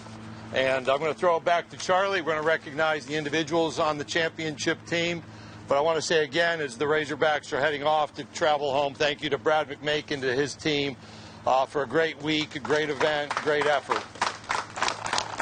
Charlie, back to you. Okay, we're recognize the 2021 champion Vanderbilt Commodores. So, gentlemen, if you would come see the commissioner when your name's called out. First, Cole Sherwood.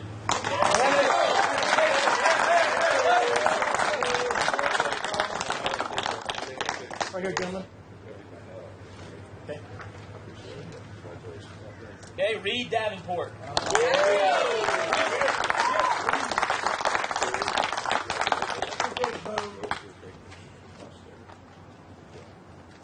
Harrison Ott.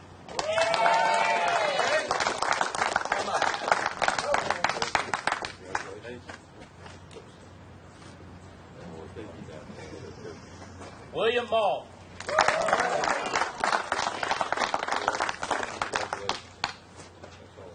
William, right here. Matthew Riedel.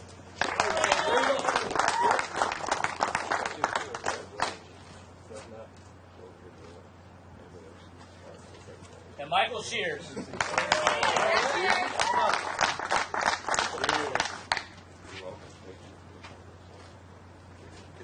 Back to you, Commish. Okay. One of the fun things I get to do is make sure the trophy goes to the right people. Again, I want to thank the University of Arkansas Razorback and congratulate them on an incredible week. Wish them well going forward. There's still more golf to play, gentlemen, so all those COVID protocols, masks, swabbing, more to come. But thank you for making it possible. Scott, you and Gator, I want you all to come up here. That trophy is yours. I'm going to let you grab it. Yes, sir. Thank you. And a COVID protocol.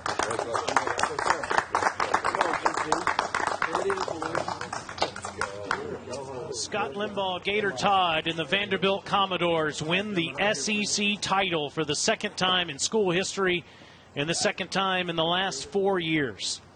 One of the best teams in America, and a hard-fought victory over the Arkansas Razorbacks. Steve Melnick, I want to thank you. It was a joy to work with you, my friend. Thank you for having us in your home. As was you and all the great production team back in the booth. Those are the folks who do all the hard work and not seeing her. We get more credit than we should. They did a great job behind the scenes. Yes, they do. Jim LaPera, Chris Olmeyer, and his entire team do such a great job. We appreciate all the great work Doug Bell did for us on the course this week here on St. Simon's Island at Sea Island Golf Club here on the Seaside course. Coming up next, Missouri and Arkansas in college softball, two of the top 20 teams in the country. We'll join that in progress. They're in the fourth inning with the Tigers on top. We saw all kinds of shot making this week from all the players. I'm Taylor Zarzer signing off from one of the best pieces of land in the United States. Anchor down. Vandy wins the SEC again.